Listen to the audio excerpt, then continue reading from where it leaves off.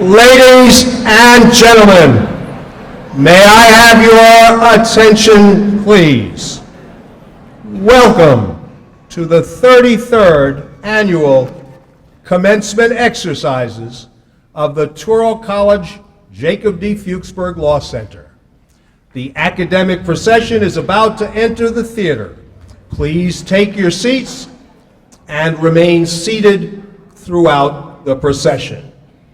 At this time, we ask all of you to please put your cell phones, pagers, and other electronic devices in silent mode so they do not disturb the ceremonies. Photographs are welcome and invited.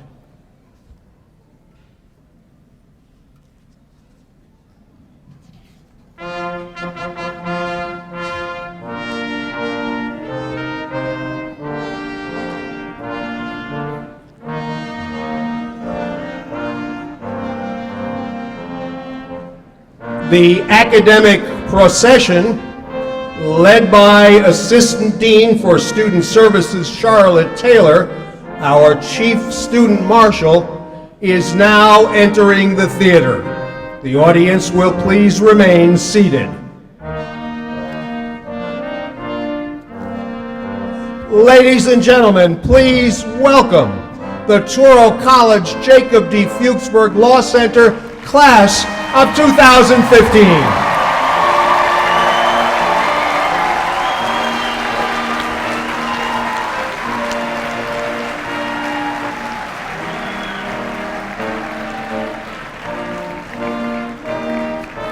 The students are being led into the hall by Faculty Marshals Rena Seplowitz, Deborah Post, Thomas Schweitzer, Marjorie Silver, Meredith Miller, Peter Zablotsky, and Tracy Lee Norton.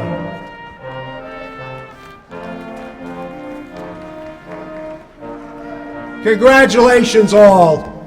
Applause anytime you want.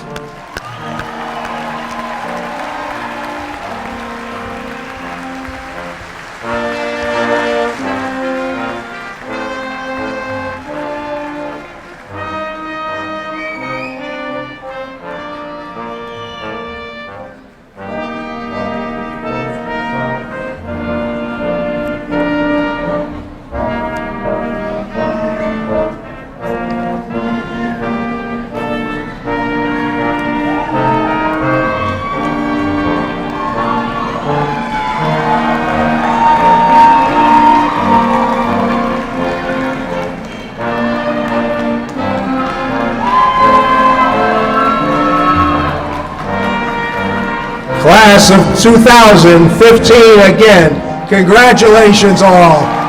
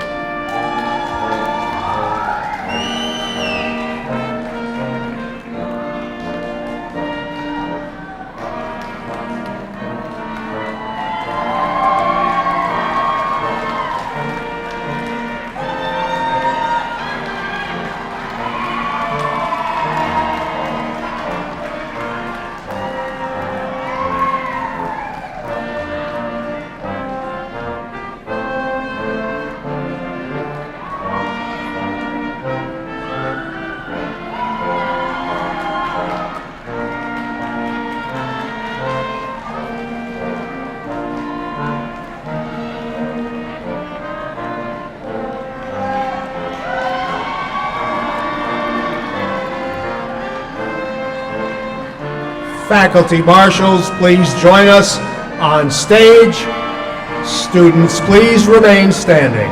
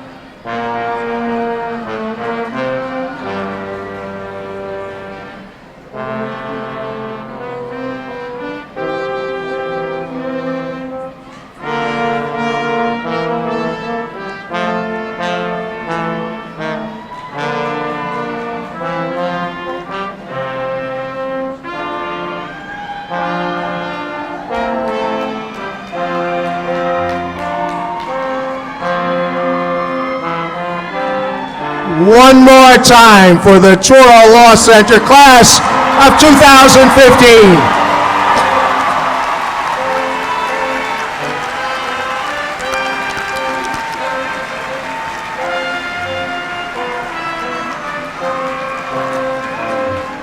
Now, please welcome members of the Touro Law Center faculty and administration, Touro College trustees, members of Touro Law Center Board of Governors, and distinguished guests, led by Professor Douglas Scherer.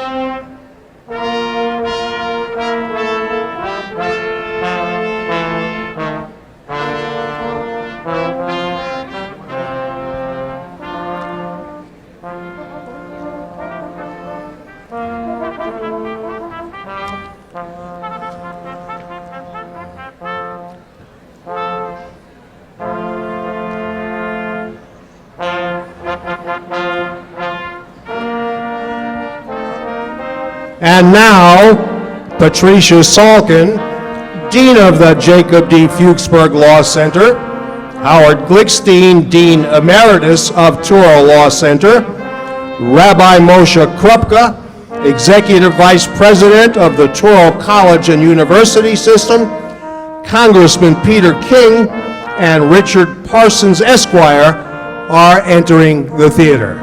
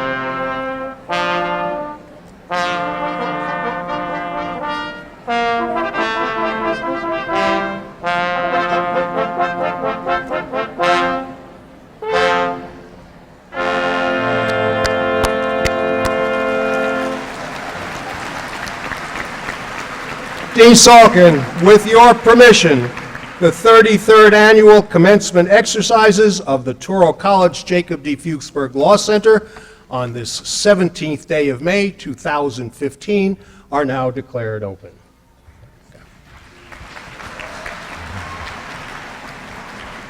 Now, next week, we will celebrate Memorial Day. So please take a brief moment from the joy of this graduation day to honor the members of our military who gave their lives in defense of our freedoms, and to offer your thoughts and prayers for the safe return of the men and women of our armed forces currently serving in harm's way around the globe.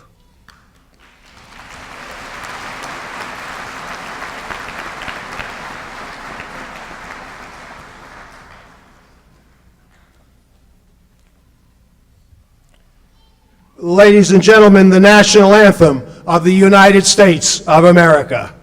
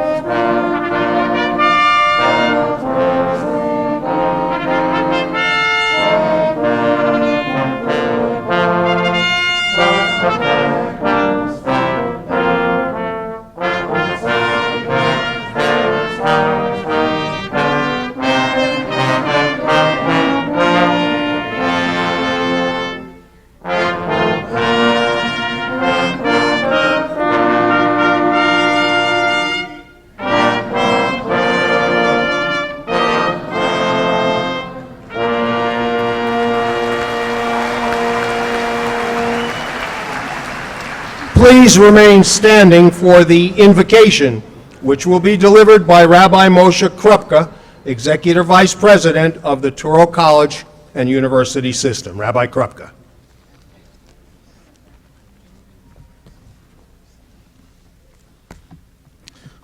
Avinu Shebashamayim, our Heavenly Father, bless all those who have assembled here today to rejoice in the commencement exercises of Touro College's Jacob D. Fuchsberg Law Center. Almighty God, Shofet Kol Haaretz, divine judge, Ohev Tzedakah u'Mishpat, who loves righteousness and justice, you have instructed humanity to embrace truth, protect the vulnerable, and most of all, tzedek, tirdof, to ensure and pursue justice. Before you stand the graduates of 2015, men and women who stand at the dawn of their chosen careers to safeguard justice and truth as your agents. Let them exemplify the aspirations of their noble profession. Give them the divine guidance to provide competence, faithfulness, diligence, and good judgment for their clients. Let them offer fairness, integrity, and civility to their opposing parties and their counsel. Let them seek reconciliation. If none can be achieved, let them resolve their dispute in a dignified fashion. To the bench, let them offer respect, truthfulness, and courtesy, and to the bar, let them strive for the highest level of professionalism, imbued with integrity and honesty in the spirit of public service. Dear God, may you give strength, courage, and fortitude to the men and women who now prepare to leave this academy. Bless them as they set out as your agents to serve humanity wherever their diligence, compassion, and service are needed. And dear God, we ask that you shower your blessings upon the families of these students, parents, spouses, children, and other dear ones who have been there for support and encouragement and have sacrificed so much so that these students can succeed.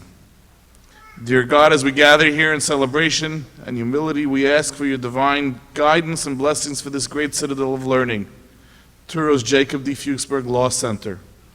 Bless the administration, faculty, and students, men and women of good faith, faith in our collective ability to achieve excellence and impart knowledge, faith in our ability to partner with the Almighty to protect the defenseless and to advance the cause of tzedek, righteousness, and truth.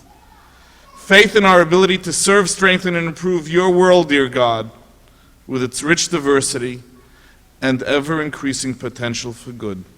Grant us the wisdom, resolve, and fortitude to defend, uphold, and perpetuate justice in service to all. As graduates and as an institution, in building upon our legacy and in envisioning and creating our future, we pledge to do our utmost to realize our full potential and bring glory to your name. Amen.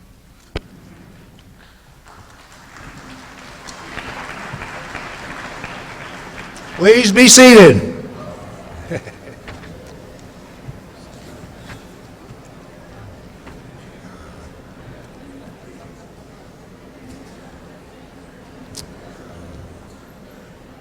It gives me great pleasure to introduce Patricia Salkin, Dean of the Touro College Jacob D. Fuchsberg Law Center. Dean Salkin.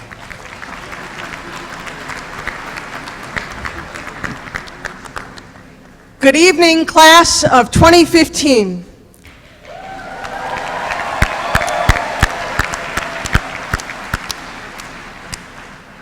It gives me great pride to be with you here tonight, as today is particularly special to me.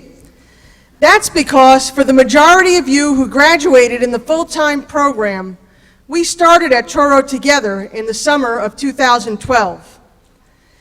The faculty, the administration, and the staff are here to celebrate you for a job well done. It is your time now, not only to celebrate with your family and friends, but to pause to remember that period of time when you were first drawn to the legal profession and wondering about the path to law school, and setting your sights on the opportunity to help others and to lead governments, corporations, nonprofits, and the profession in the future. Indeed, there is a special calling in each one of you to see that justice and fairness is achieved, and not only to apply the laws, but to help shape them and reform them when needed. I truly have been privileged to watch you grow over the last 3 years, and I am comforted with the confidence that each one of you will write an exciting and rewarding next chapter in your life. I want to also thank you for demonstrating your philanthropy and care for the future by leaving not only the largest class gift of any graduating class, but by achieving a more than 70% level of participation. You guys are amazing.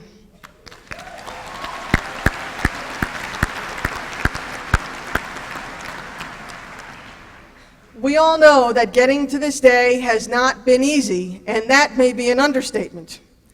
There have been many sacrifices along the way by you and by members of your families and by friends. There have been days, nights, and weekends when that special someone was there in person or at the other end of the phone, giving you support and encouragement, keeping you positive and reminding you that you can do it. Members of the class of 2015, will you all please rise?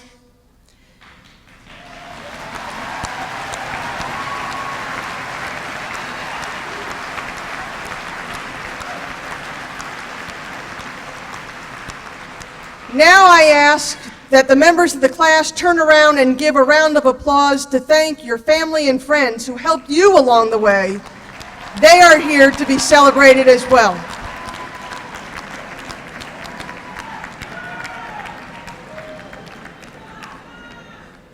Thank you. You can be seated.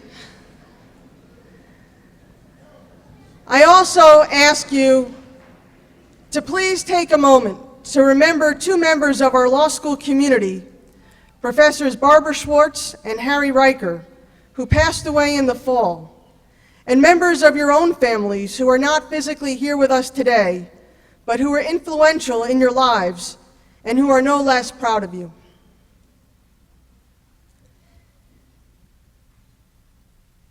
In a few moments, you will be joining an extraordinary group of more than 6,000 Touro Law Center alumni who are professionals serving in federal, state, and local elective office, on the bench, as law school and university faculty, general counsel of Fortune 500 corporations, partners and associates of major firms, senior law enforcement officers, prosecutors, defense counsel, public interest leaders, educators, and business executives.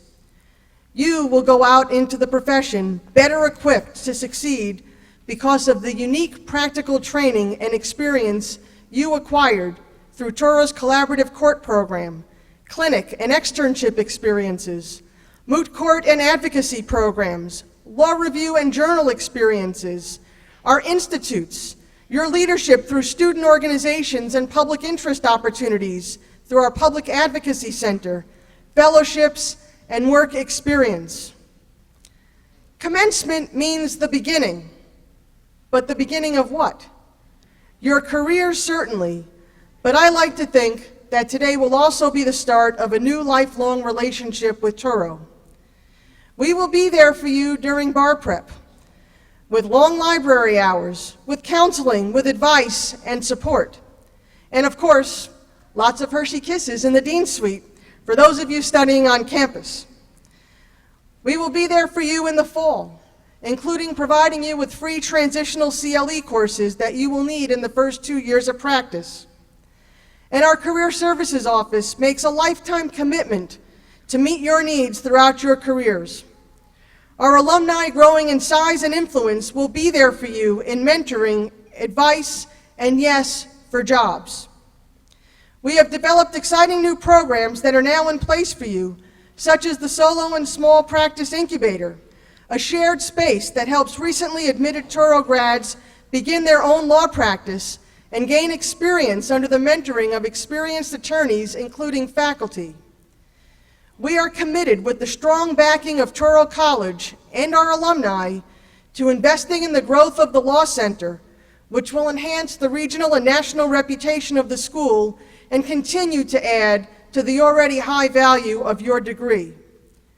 So what do we ask from you in return? Well, first, enjoy the celebration this evening with your family and friends, but then get focused, study hard, and pass the bar exam. Right? And we're all gonna pass.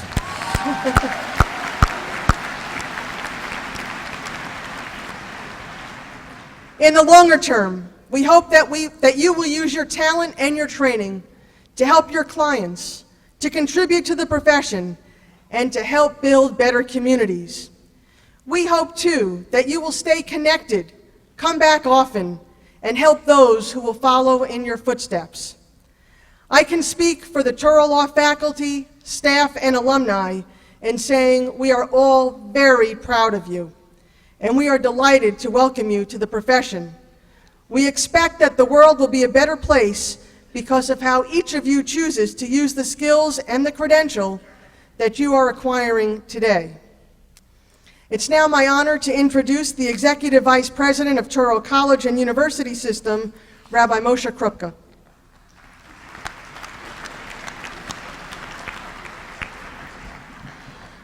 Thank you, Dean Solkin.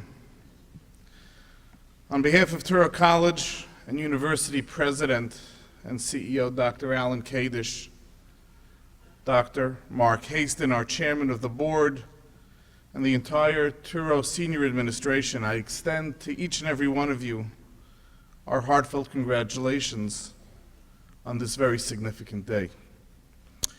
Touro alumni, the Touro system, come from across the country and around the world, and while they disperse in every direction, pursuing different professions and passions, they are united by a shared commitment to community and values. You will leave here today connected to this remarkable network, now more than 91,000 strong. And I am here to reinforce that Touro remains committed to each and every one of you. The challenges facing legal education today are no less daunting than the seemingly insurmountable obstacles facing Dr. Lander and Judge Fuchsberg when they sought to establish a new law school so many years ago. The vision then, as it remains today, was to create a law school consistent with Jewish tradition that would provide a diverse student body with a rigorous legal education and to develop lawyers who are committed to promoting social justice. Touro College includes 14 undergraduate and 21 graduate and professional schools where we educate tomorrow's teachers, social workers, business leaders, pharmacists, and physicians, and other healthcare providers, and of course, attorneys. We are so proud of Touro College's Jacob D. Fuchsberg Law Center and each and every one of you. We are proud of its caring and nurturing faculty who sit behind me. We are proud of its student body, men and women committed to justice, fairness, and truth. And we are especially proud of our incredible Dean, Patricia Salkin.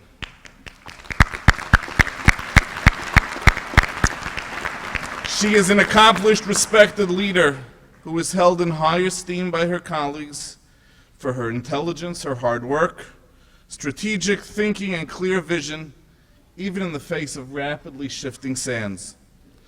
She knows how to fight for what's right without sacrificing her principles, and all the while building consensus with a warm smile. In these times, she is absolutely the right person to be at the helm of our law school. Please join me once again in giving recognition to Dean Salkin, the faculty and the staff of the Jacob D. Fuchsberg Law Center for everything that they have done to bring these graduates to this very moment. Law is a noble profession, but it's also a statement that each and every one of you have made in a career and lifestyle choice that is significantly directed towards helping those in need. We at Touro celebrate that commitment that you have made. As students, you work diligently conducting pro bono work and to help those in need. In fact, I understand that at the graduation awards ceremony that took place recently, many of you were recognized for going above and beyond the Law Center's 50-hour pro bono commitment. The profession you have trained for is predicated on an obligation to defend the powerless and the victim, to advocate for change, to help make our world a better place, a dedication to tikkun olam, a phrase meaning to heal or repair the world. You have had exemplary role models and have been taught well, and we have every confidence in you. I extend to you our heartfelt wishes for congratulations, for good luck and safe journey as you leave this academy, and you can count on us to be there for you every step of the way during your early stages of your career and later on as your careers develop, and you can come back and help enrich and empower future students that have come here to study the law. Congratulations. Mazel tov.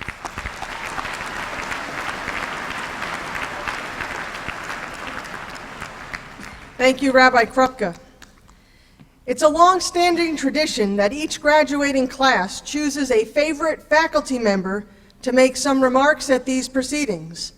The class of 2015 has selected Professor Rena Seplowitz.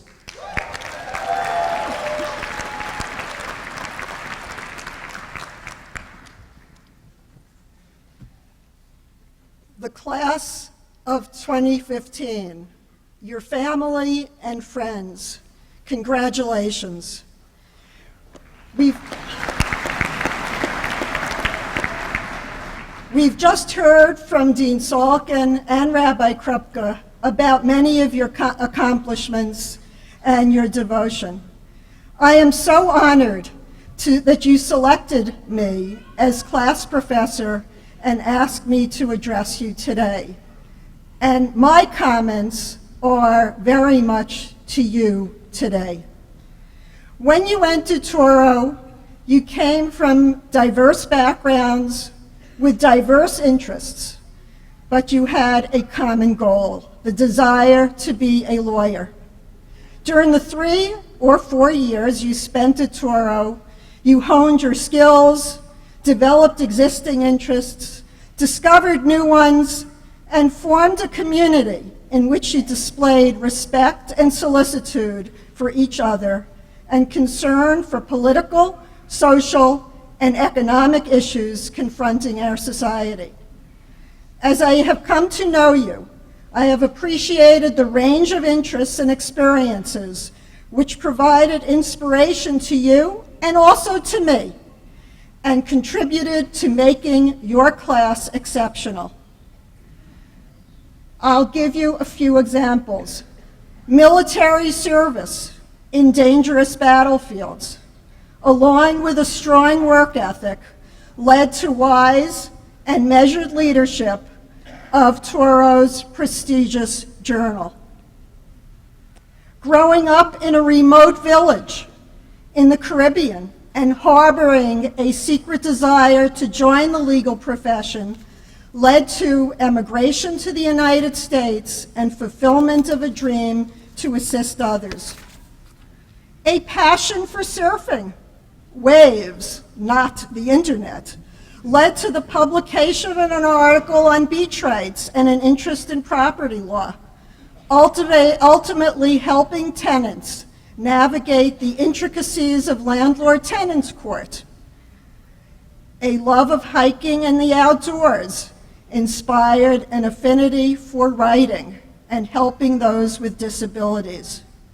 Enthusiasm for music led to a professional recording career and inspired others to love music and to join together with friends in enjoying it.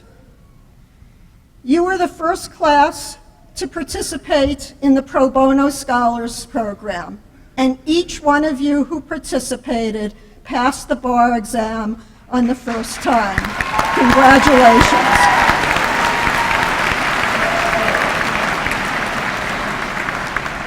Your performance, I have no doubt, will serve as a model for everyone else sitting here who will be studying hard this summer.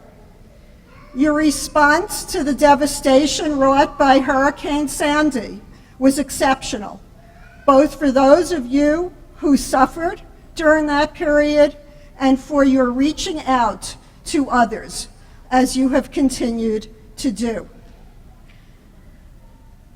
In addition, you engaged in debates on controversial topics with belief in your position, but respect for opposing viewpoints. Above all, you cared for each other, providing academic and personal support and creating and cementing enduring bonds of friendship. Law school itself posed challenges which you transformed into positive experiences. In your first year, you faced the challenge of the memorandum and the appellate brief. Not only that, but you encountered the rule against perpetuities, dear to my heart. When you thought you had completed your mastery of this daunting rule, you found that it roared its ugly head once again in the Trusts and Estates class. However, there you learn not only the intricacies of the rule, but also the reason behind it, to prevent in a limited way the perpetual concentration of wealth.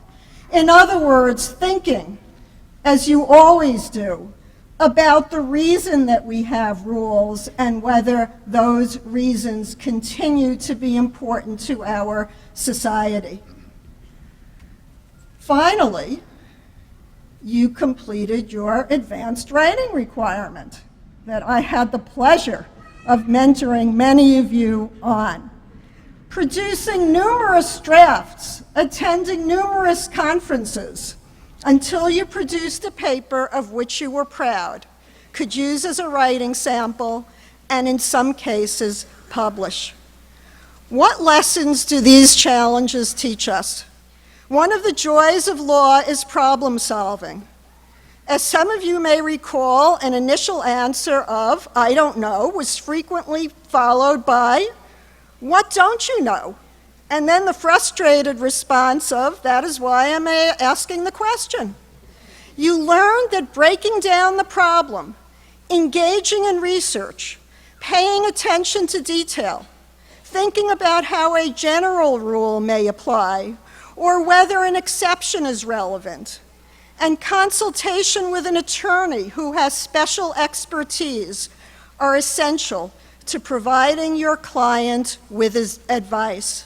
As you enter practice, these skills will guide you as you represent your client, regardless of whether you work in the public or the private sector. Do not let complexity overwhelm you. As Mark Twain, the purveyor of much sage counsel, advised, the secret of getting started is getting started. The secret of getting started is breaking your complex, overwhelming tasks into small, manageable tasks and starting on the first one. Being a good lawyer is attacking problems in its way, but also recognizing that we have limitations as well as strengths, and we should reach out to mentors and those with expertise. In addition to serving the interests of our clients in a dedicated and ethical way, we should also remember that many people do not have access to attorneys and can benefit from their expertise. This is true of organizations and bar associations which may advance particular positions or propose changes in the law. Lawyers have the skills to provide critical assistance to the individual as well as the broader society. You can have an enormous impact on the lives of individuals and on law reform. If you are promoting a cause in which you believe, do not let the views of the majority dissuade you. You may not be successful initially, but ultimately you may change the prevailing law. Your involvement in such work may not be remunerative, but it will give you personal satisfaction and impact the broader community. Justice Brandeis understood these values when he wrote, "The makers of our Constitution recognize the significance of man's spiritual nature, of his feelings, and of his intellect. They knew that only a part of the pain and satisfactions of life are to be found in material things. They sought to protect Americans in their beliefs, their thoughts, their emotions, and their sensations." You may know that he wrote this in a dissent, but ultimately his views were vindicated in the majority opinion of the Supreme Court. Many of you have job offers, and I congratulate you. For those of you who are still looking, the job search is another challenge, one that you will overcome in a job market that is improving, and you will become stronger by the experience. Think about the areas in which you would like to practice, but be open to opportunities which you may never have considered and which you may find more exciting than the work in which you previously engaged.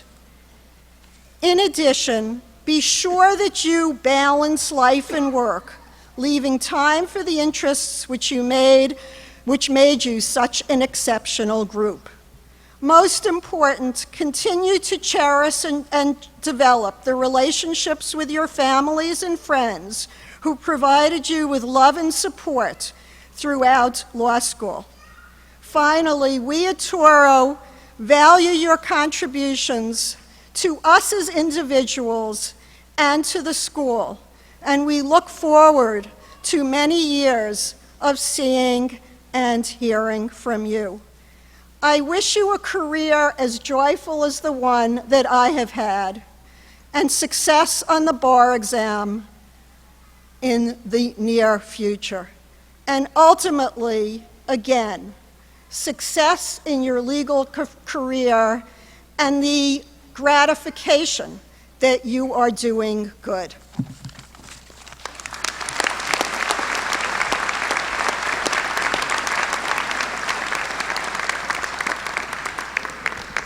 Thank you, Professor Seplowitz. Great choice, class of 2015.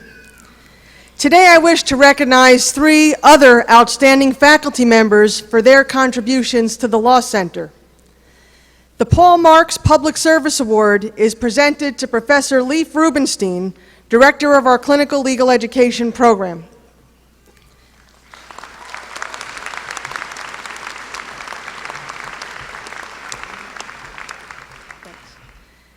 As many of our students know, required pro bono hours can be satisfied by working in our clinics. Therefore, each faculty member in the clinic could satisfy a 50-hour pro bono goal every week. Despite the fact that these professors work full days with clients and students, many of them make it a priority to engage in additional pro bono services to help those in need. Among other things, Professor Leif Rubenstein volunteers at the Nassau-Suffolk Legal Services Pro Bono Bankruptcy Clinic, and he's a member of the Suffolk County Bar Association's Pro Bono Foundation. Professor Rubenstein also serves as a volunteer board member and legal counsel to the Long Island Greyhound Connection, a nonprofit greyhound rescue group. Professor Rubenstein, you are a role model for us all. I am pleased to present you with this award.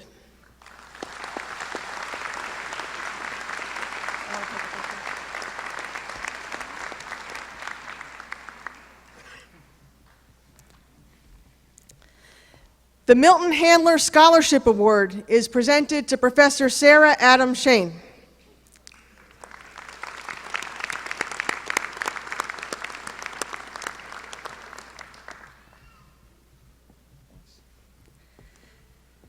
Just a short while ago, Professor Sarah Adam Shane was asked to assume the directorship of the Institute on Land Use and Sustainable Development Law and to develop a curricular concentration in this field. In about 18 months, through an impressive and substantive array of scholarship, she has quickly become one of our state's experts on issues involving coastal resiliency and climate change law and policy. In 2014, she published 4 articles in the Municipal Lawyer, a publication of the New York State Bar Association, 2 articles in the well-respected Environmental Law in New York publication, and numerous substantive posts to several blogs, and an entry in Essential Readings in Environmental Law published by the IUCN Academy of Environmental Law. This year, she has a major article entitled Sink or Swim, in search of a model for coastal city climate resilience, accepted for publication in the Columbia Journal of Environmental Law. She's also just submitted an article for publication in the Urban Lawyer, a national law review focused on state and local government law. It's difficult to keep up with such a prolific scholar. Congratulations, Professor, on your scholarly accomplishments.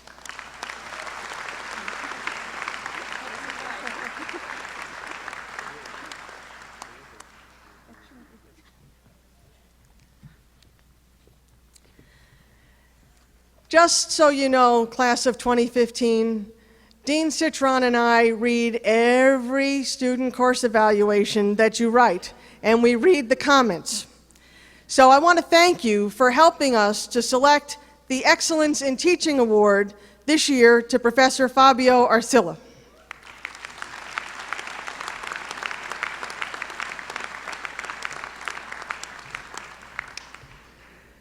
For those of you who have had the privilege of taking a course from Professor Fabio Arcilla, you know that he is demanding and you know that you are in for a workout.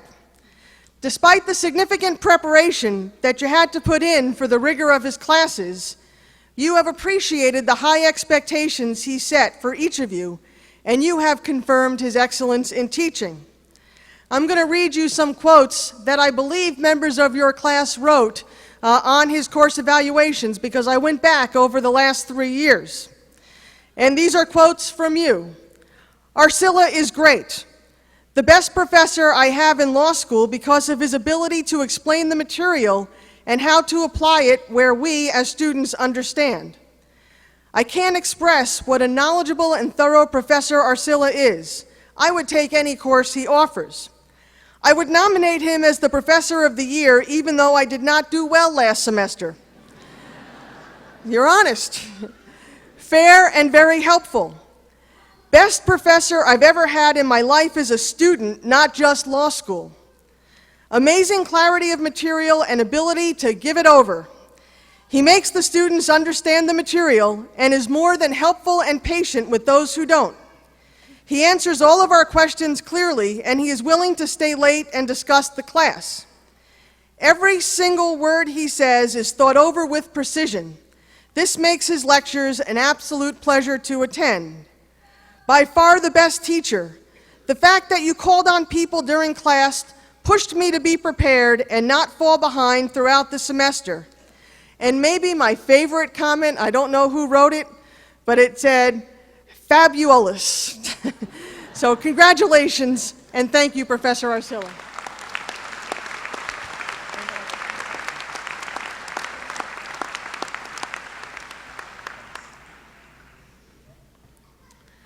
The valedictorians are those graduating students with the highest cumulative grade point averages in their divisions. This year's valedictorians are Daniela Giordano for the full-time division and Matthew Landon Zaffron for the part-time division.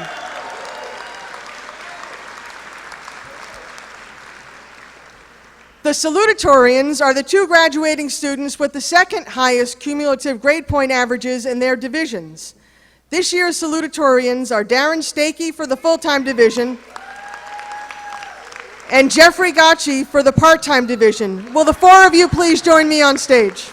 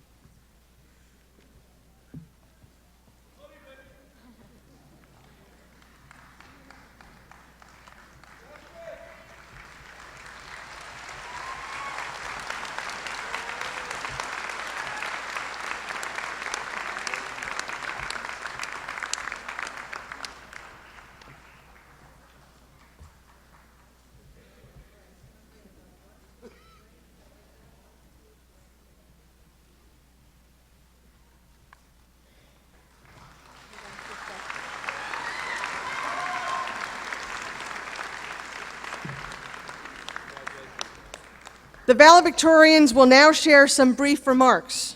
First, Ms. Giordano. Daniela Giordano embarked on a law career after working as a paralegal for two local firms. She is a member of the Touro Law Review and has 2 articles published. She's been on the Dean's List every semester and is a Sibin and Sibin Fellow. This semester, she served as one of our inaugural pro bono fellows, which allowed her to take the February bar exam and then serve in the Children's Law Bureau in Suffolk County Family Court.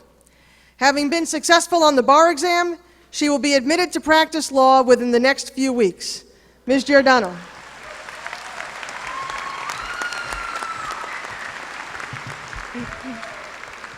Thank you, Dean Salkin.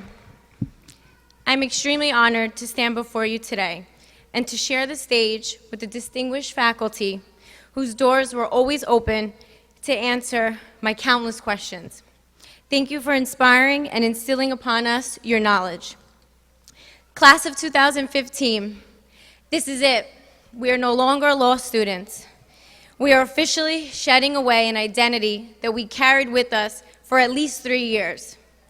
After surviving many stressful, worrisome days, today is a happy day, a day to celebrate our great achievements and to gloat in our accomplishments. Be proud. Today, we not only celebrate the end of our law school journey, but we mark the beginning of the next chapter in our lives as attorneys, a title we have worked tirelessly for. Now that the challenges of law school are behind us, most will only recognize the end results of our efforts, but only a select few have faithfully stood by our side and have endured this journey with us. Whether that is your parents, siblings, spouse, or friend, it is you that made our accomplishments possible. And on behalf of my classmates, I applaud and commend you for your patience, constant reassurance, and unconditional love. This celebration is as much yours as it is ours. To the incredible family that stands beside me and supports me in every way without reservations. For all you've done for me, a little airtime is the least I can do. I'm sorry for all the mood swings and short-tempered conversations. Thank you for loving me every second of every day. Even on those days, I was everything but lovable. Mom and Dad, everything I am is because of you. And that includes my uncontrollable ability to overanalyze, obsess, and perfect even the simplest of tasks. You are the epitome of what parents should be, and I hope someday to be half the parents you are. My sister, best friend, counselor, and confidant. The bond we share is second to none. Thank you for loving me the way you do. My little Italian nonna, I'm so lucky that you were able to witness this special day, even though you don't understand a word of what anyone is saying. My favorite distraction, my fiance. Thank you for always reminding me that I'm bigger than any battle ahead of me, and for constantly putting my worried mind at ease. You are my rock. I cannot wait to marry you. To my classmates, we have looked to each other for support in a way that outsiders couldn't relate. I'm grateful to have gone through this journey with you. Lana, bar prep and the 48-hour ordeal they call the bar exam was an experience, to say the least, but it was one that we did together, and I couldn't have done it without you. The law degree we earned carries with it great responsibility, and it provides us with the ability to impact people's lives. 6 of my classmates and I experienced this ability firsthand. Sure, we were given a fancy title, and we were enticed by the fact that we were able to take and all pass the bar before graduating. None of us anticipated how significant a role we would play in affecting people's lives. The opportunity I received to advocate for children was both gratifying and challenging, but more so, it caused me to reflect on the past 3 years and realize the greatest lessons I learned were not taught in the classroom. Law school taught us to think like lawyers, but I hope we don't forget to think like human beings. I hope we continue to fight for what we believe in, always appreciate those who stand beside us, and grow to be lawyers with honor and integrity. Professor Miller once told our class that all you have is your reputation. Her words, spoken my 1L year, continue to resonate with me. Everything we do and everything we don't do molds our character and creates an indelible impression that affects the way we are perceived, not only as attorneys, but as human beings. When life challenges our will and moral compass, I hope we portray a person of integrity. I hope that when we think like lawyers, we think like human beings who are open-minded, sophisticated, practical, and compassionate. So although we learned countless rules and exceptions to those rules, the greatest lesson I learned had nothing to do with the law and had everything to do with the person I hope to be. To the class of 2015, stay hungry, remain passionate, always be kind, and have the courage of your convictions. Congratulations. Here's to us. Thank you.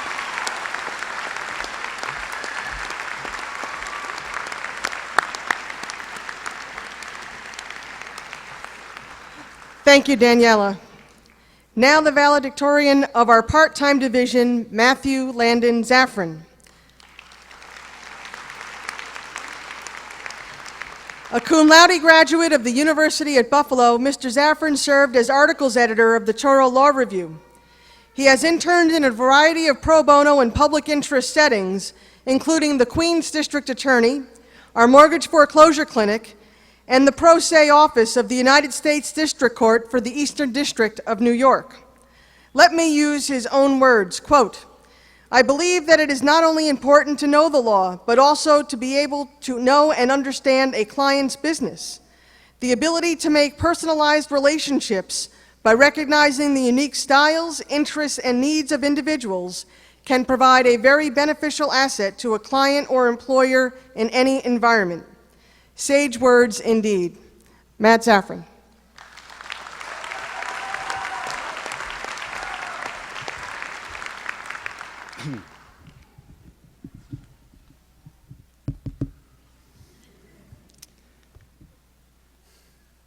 As I stand here today, I can't help but reminisce about my 1L year and when I first started law school 4 years ago.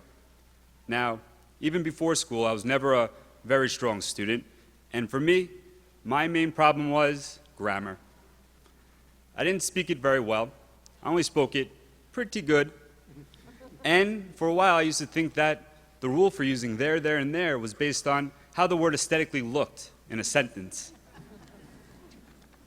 But that wasn't even my biggest problem my 1L year. No, it was even worse. On my first law school exam, grammar didn't even matter because I didn't even write anything on the essay portion of my test. Well, actually, I almost wrote next to nothing. It was my contracts midterm, and I had studied the material for weeks. Restatement 24, offer, 26, preliminary negotiations. I thought I knew the material cold, but instead, I ended up getting cold feet. And so, after 35 minutes of staring at a blank screen, and the proctor giving us the 2-minute warning, I figured the best thing I could do is at least explain to the professor why nothing was on the paper. I wrote, "Professor, I apologize, I freaked out. I promised to try and do better on the final." And it was then that I remembered a famous quote someone had once told me before I went off to college. It was, "Matthew, I'm your father and I love you. All I wish is for you to be happy and do what you love, even if that meant working at Burger King."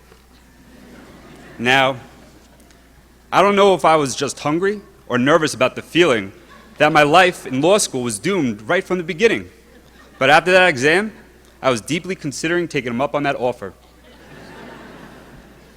But, in typical fashion, I decided to take the more difficult path. I dedicated myself to not only studying the material, but also practice getting my words out by preparing for tests, so I would never have Contracts Part 2 ever happen again. Many days were spent putting in long hours and late nights with little sleep. Working while going to law school wasn't very easy, but it was because of this effort that I'm able to stand up here today and thank the writing workshop for helping me with my grammar problems. Not only do I now know the difference between the 3 theirs, I will never spell judgment with a second E ever again.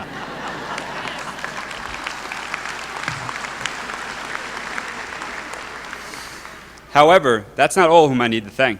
There, T-H-E-R-E, are many other people I'd like to acknowledge today. My younger yet taller brother Alex, who has not only grown so much in height over the past few years, but has also grown into a wonderful young adult.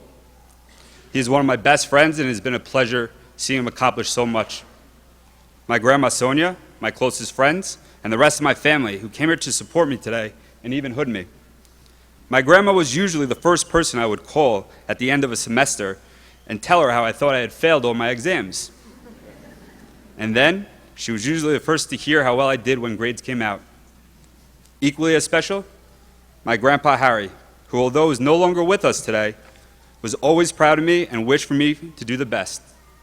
He is a big reason why I was able to attend Touro, and I'm forever grateful. Dean Sulkin, the administration, and all the professors, it has been a pleasure working with all of you and taking classes with many of you. With Dean Sulkin at the helm, I'm excited to see Touro grow and future students prosper. And very importantly, my classmates who I spent 4 years with. I've had the opportunity to be in class with some amazing people who have accomplished so much even before coming to law school. I met police officers, school principals, paralegals, businessmen and women, many of whom had to deal with not only the stresses of law school, but also family commitments and working full-time in their given careers. I stand up here based on academic achievement in the part-time night division, but that is not nearly as impressive as what many of my fellow classmates have been able to accomplish over this time.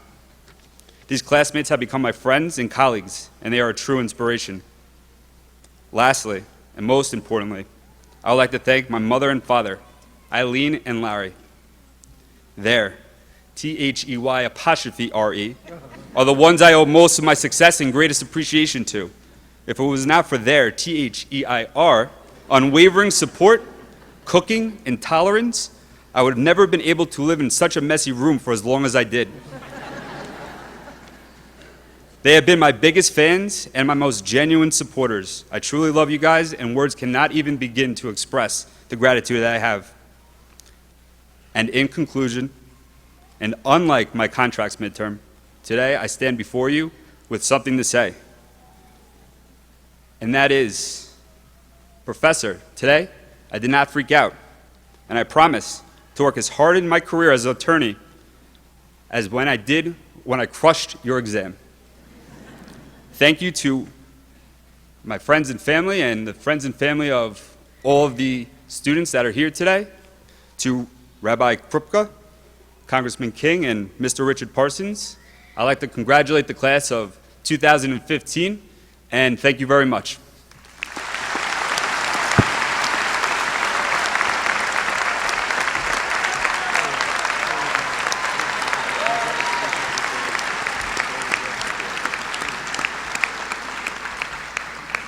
Thank you, Matthew. Will Jason Prince please come forward?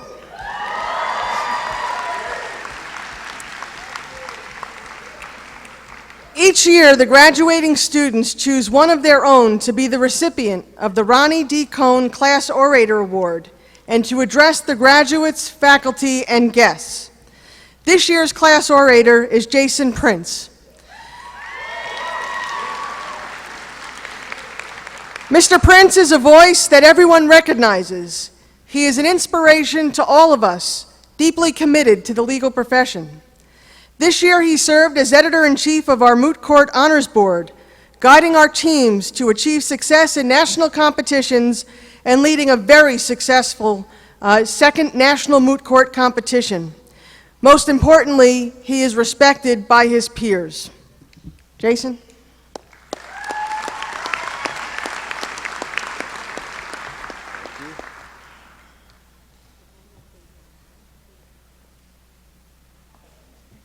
Leave this here for you. I now invite Mr. Prince to offer his remarks. Thank you, everybody. Thank you to everyone that's already been thanked. I tried to remember everyone's names, but I'm not going to be able to do that successfully. Thank you to Dean Salkin for squeezing us into your schedule today. We appreciate it. Seriously, thank you for being so amazing over the past few years. And I know that we've already thanked our parents, but let's also please remember to take one more moment to thank them again in case we don't get jobs and have to move back in with you in a few weeks. When I first found out that I was selected to be class orator for the greatest law school in Suffolk County, New York, I was honored. I was absolutely thrilled. I couldn't wait to actually come up here and deliver this speech today. But then I kind of sat down, I thought about what I was going to say, and now that I'm looking around and seeing how many people are here, I'm realizing that this might have been the worst decision I've ever made in my entire life. I'm not a very inspirational person. As you can see, the only distinction I'm graduating with today is magna cum nada, of nothing. And to add insult to injury, the school's making me speak after both of our valedictorians and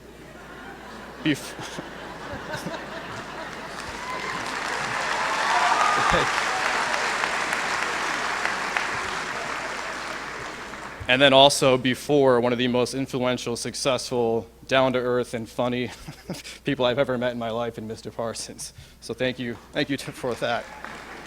But nonetheless, I'm up here today on behalf of you, the graduating class of 2015, and I could not be more honored to be doing this. And you're the ones who have picked me to do this, so we're partners now. And my goal here tonight is to reassure you, to convince you, if you will, that all of us, or to convince all of us actually, of the bright and fulfilling futures that lay ahead. And I promise you that so long as Sidney Goldstein does not get a chance to have a rebuttal, that I actually have a decent chance of doing this tonight.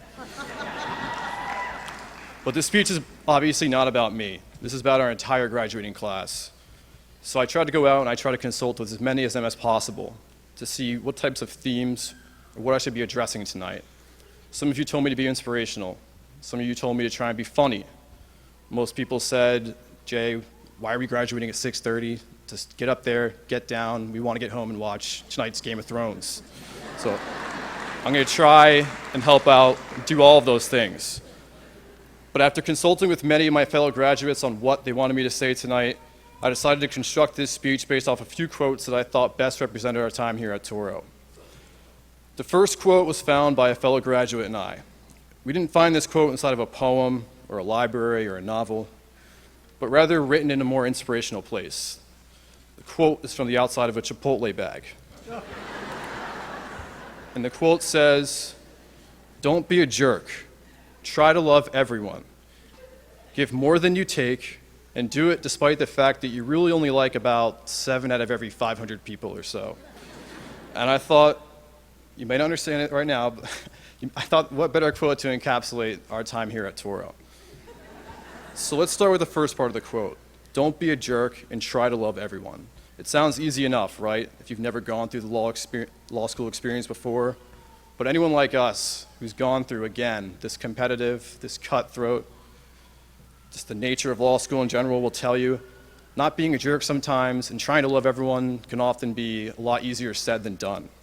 For example, try not being a jerk to the one guy who you've sat across from in class the entire semester, who's never exhibited any signs of bladder problems before, and then the final comes along, and this person goes to the bathroom 26 times, and you know what they're doing in there, but we're not going to call them out. We're not going to be jerks about it. And it's hard, but again, it's competitive, and it's tough to love someone like that.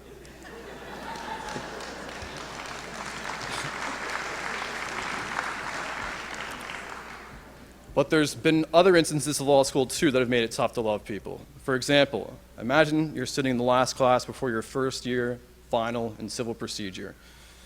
You're sitting there. You are frantically typing up notes in the review session, terrified, half depressed. You are sweating and sleep deprived. And then all of a sudden, Darren Stakey comes into the room. And he's carrying a guitar and a bottle of champagne. And at this point, I could barely even tell you what the definition of jurisdiction was. And what he does is he goes and he sits on the professor's desk in the middle of the class, and he proceeds to sing a song that perfectly outlines the entire course of civil procedure without using any notes, while playing a guitar, and in doing so musically in a manner that probably deserved of winning multiple Grammys. It's tough to love someone who's that talented, and what you want to do in that situation is be a jerk, pick up a textbook and throw it at him to get him to stop. Because you know that every single time he's strumming his guitar and every lyric that comes out of his mouth, he's bringing up that curve so high that we would have to drop out of law school, get a job at NASA to actually try and reach the score that he's going to be getting on that exam. But none of us were a jerk, and honestly, it was hard not to love him. Because we all know how special it is to be graduating with people like him, and there are so many of them. People in this class who we're proud to be associated with, people in this class who we know are going to be doing so right by our school and representing our school in the best possible way. The final part of this quote that I stated before is give more than you can take and do it despite the fact that you only really like about 7 out of every 500 people. Again, there's a reason why law school has been such a competitive experience of our lives. From day one, we were split into different types of sections. Each section was relatively small, and we had every day's worth of classes spent with the same people in the same room. We got to know these people. We endured one of the toughest introductions to any type of experience we've ever had before with these people. Yet we had to do all of this and make friends with them and help them learn and help each other learn, despite knowing that at the end of each semester, a certain number of these people inevitably would no longer be there. Again, because of the inherent struggles and the inherent just cutthroat nature of law school. So we had to form cliques and study groups to survive, to try and help each other out, Not because we didn't like each other, but because, again, we needed reliable study partners that we could trust in order to survive. And there were plenty of those at Touro. And then, during quite possibly the most difficult period of our studies at law school, right before finals of our first 1L year, something unexpected happened. Hurricane Sandy. And whether it was opening up our doors or simply to our classmates or simply lending your torts book to someone who had had property damage or had their house flooded, the class of 2015 came together, supported each other, despite, again, having this be one of the most difficult times of our lives, and that's just yet another reason of why everyone should be so proud of this group that's here today. And that note leads me to the last quote I'd like to submit to you tonight.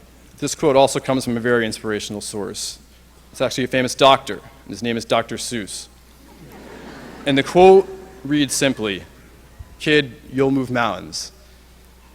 And I stand here today confident knowing that the class of 2015 is ready to move mountains and will move mountains. In fact, when I look around here today and I look at the class of 2015, I see not only future lawyers, I see future mayors, governors, senators, presidents. Yeah, and so far I'm only talking about Antoine Gabbins, too. So,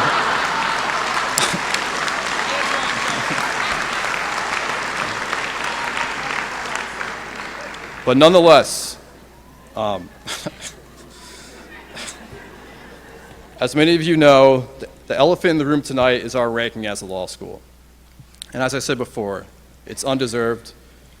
And I could not, either way, have finished this speech without addressing and reminding our audience that every one of these graduates here today has not just completed one of the toughest educational curriculums that one can possibly embark upon during times that were difficult, but has done so while being constantly and unfairly looked down upon and stigmatized by some members of the very same profession that we've long dreamed and worked so hard at being a part of.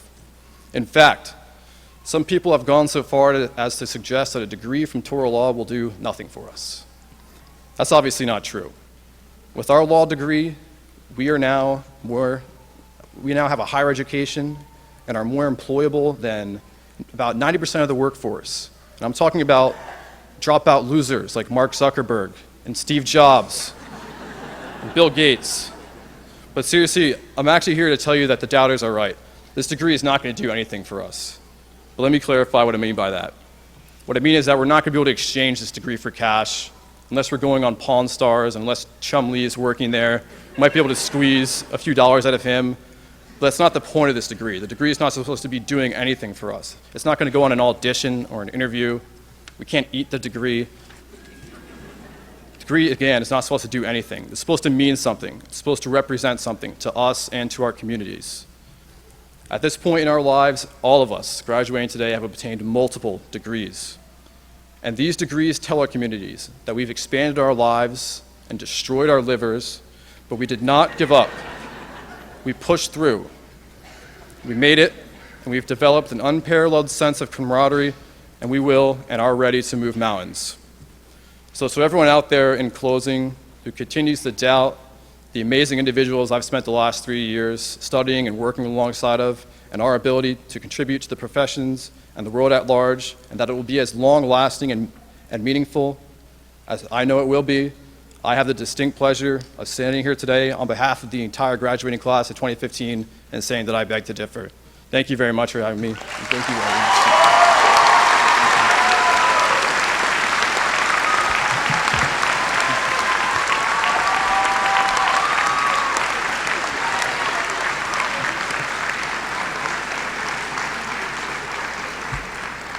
Thank you, Jason.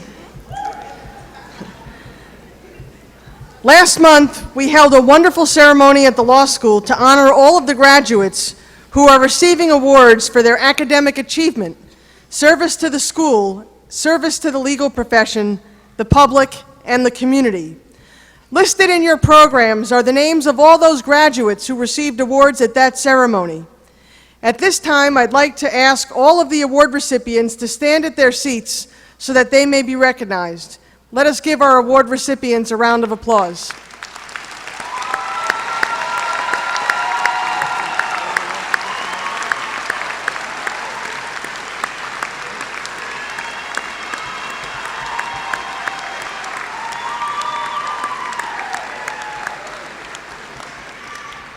Thank you.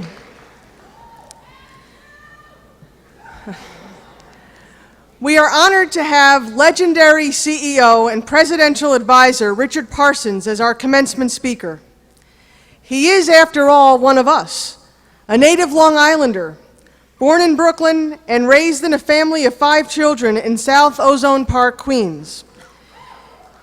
He was shortlisted for admission to Princeton, but decided to attend the University of Hawaii. And though he was a fighter pilot, he followed his wife's advice and went to Albany Law School instead. His wife turned out to be right, of course. He graduated first in his class and got the highest score on his New York bar exam. Well, I was right. After law school, he joined then New York Governor Nelson Rockefeller's legal staff. He followed Governor Rockefeller to Washington when he became vice president, and he later served as senior White House aide under President Gerald Ford. He then joined a major New York City firm, Patterson, Belknap, Webb & Tyler, where he practiced with future New York City Mayor Rudy Giuliani and made partner in just 2 years. He was appointed CEO of Dime Savings Bank, one of the city's major thrift institutions, in 1988. In 1995, he became president of Time Warner, and in 2002, he was named Time Warner CEO, expertly guiding the company through the aftermath of its merger with AOL. He became chairman of the international financial services giant Citigroup in 2009, retiring in 2012. Despite his business obligations, he continued to answer when his country called. In 2001, he co-chaired President George W. Bush's Commission on the Future of Social Security, and in 2008, he was a member of President Barack Obama's Economic Advisory Team. But his professional life has not been all bottom line and high-stake politics. Since 2007, he's been the chairman of the board of the Jazz Foundation of America, a national nonprofit that provides emergency housing, financial assistance, and medical care, and creates performance opportunities for elder masters of jazz and blues. He's also chaired the New York City Partnership and took a leading role in the campaign to save Harlem's legendary Apollo Theater, where he's now chairman of the board. His old company, Time Warner, renamed its more than 30-year tradition of Employee Community Service Awards in his honor, recognizing him as, quote, a national role model for civic and community service. And last May, he was the go-to guy for the National Basketball Association, who named him interim CEO of the Los Angeles Clippers, preserving the franchise in the wake of the racial remarks controversy sparked by former owner Donald Sterling. Still, the secret of his success comes back to South Ozone Park, Queens. He once told an interviewer, "I was a middle child. I grew up with 3 sisters and a brother. You know what that means? Everybody is constantly fighting with everybody, and you're in the middle of a storm trying to make peace. That is your life, making everybody work and play well together." We could not be more honored and delighted to have my friend Richard Parsons with us today to share words of wisdom and to welcome our graduates to the profession.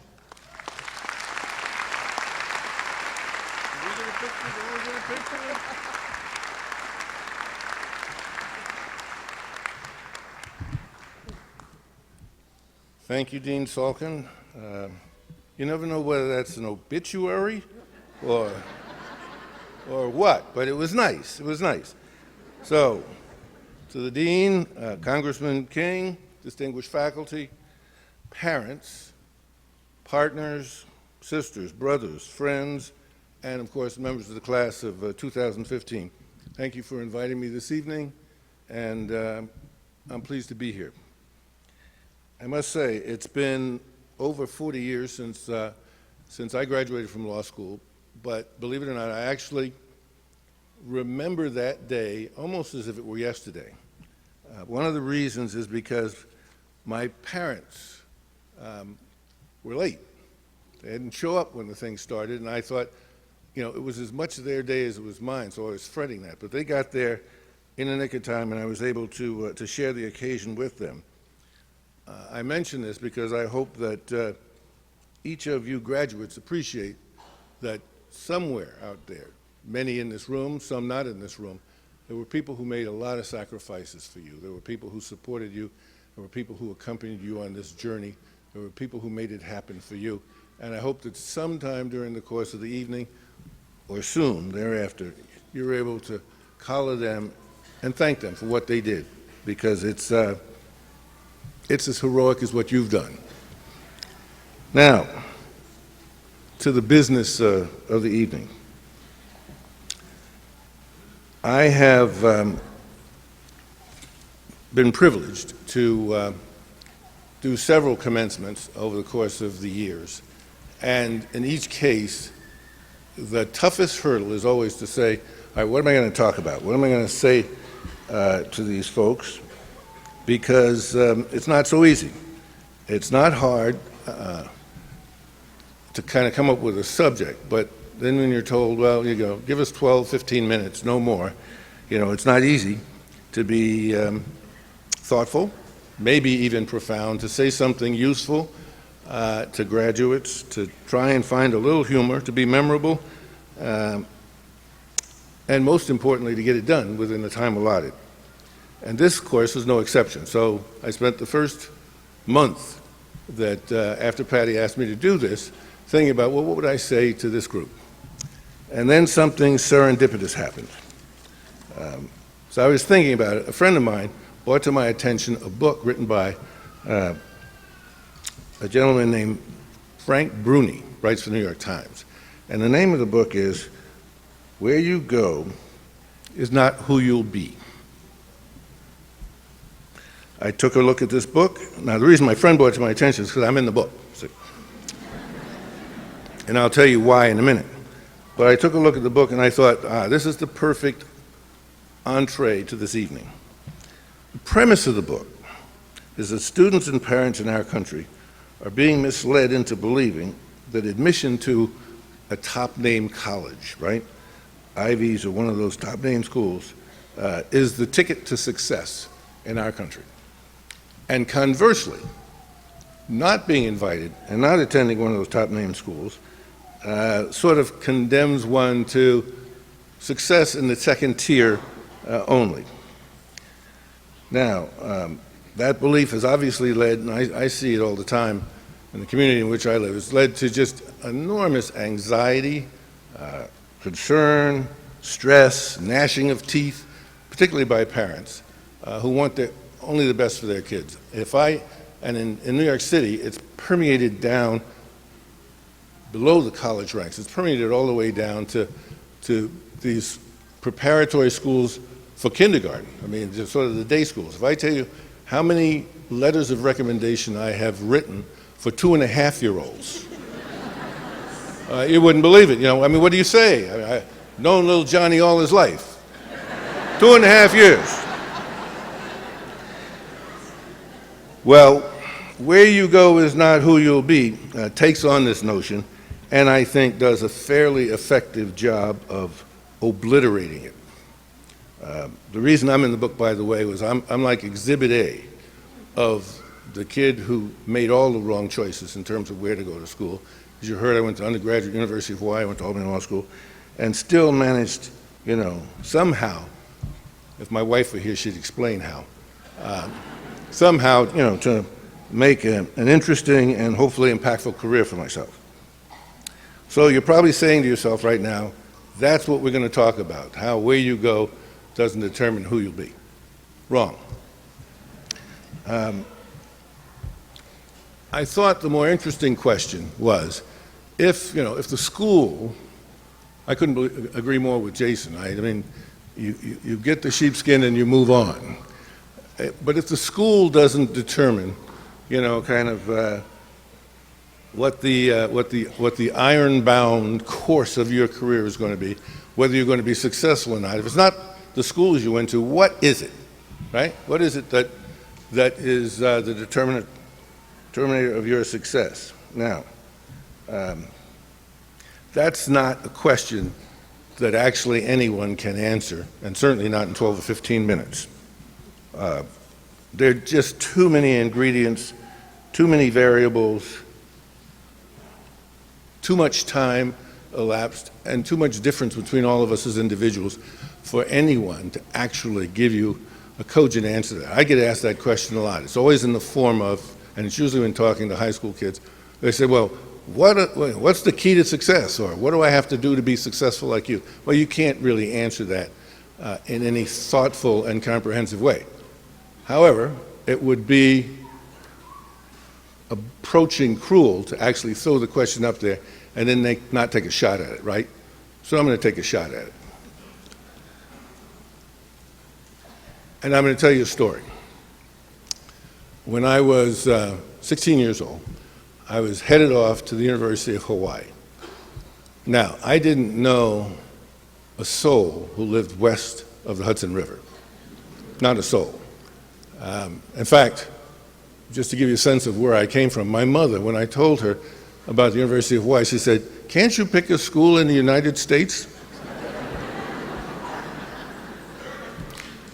Hawaii had been a state for 5 years at that point in time. In any event, so she was not the one to whom I could confess my misgivings, but I was with my grandmother, who always, always, always said, just the greatest concern and regard for me, her oldest grandson. I admitted to a little bit of nervousness and even frightenedness about heading off to Hawaii. And she looked at me, and as she did, she patted me on the lap, and she said, don't worry, son. She said, you just be the person everybody else roots for, that everybody else wants to see succeed, and you'll be fine.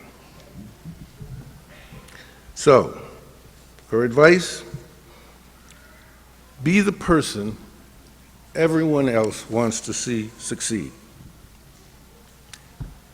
If I were to tell you what I think, at least, is the biggest single factor in what limited success I've had, it would be my grandmother's advice. Being the person that other people wanted to see succeed. That other people, because they want to see you succeed, they help you succeed.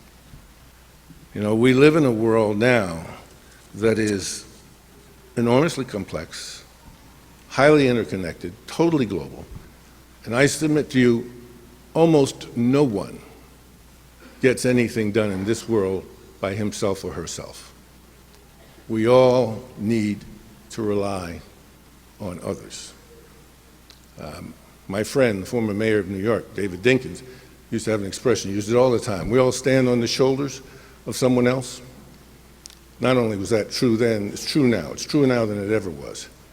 And the reality is that the more people that you can persuade in your group, well, who you're working with, it doesn't matter whether it's your colleagues, it's people who are working for you, it's people that you just encounter on a chance meeting. The more people that you can get who are prepared to lend a shoulder for you to stand on, the more success you're going to have in this life. So, nothing ever illustrates a principle or a maxim like that like an example. So I could give you 1,000 that have happened to me in my life, where because someone else or some group has sort of decided that, all right, that kid deserves our help. We want to see him succeed. I could tell you 1,000 times when that's happened to me. But I'm going to give you one example. An example I think that actually beautifully illustrates the point. And it goes to about a little over a dozen years ago. You heard I was the CEO of Time Warner, what was then called AOL Time Warner. And I was spending an awful lot of time in Washington because we were being run down by a combination of federal agencies, including the SEC, the Justice Department. We had every attorney general in the United States after us, a bunch of shareholders. And the main thrust of these assaults was that prior to our merger, AOL had engaged in some questionable accounting practices that resulted in the collapse of the value of that company and therefore our now merged company, and cost people a lot of money.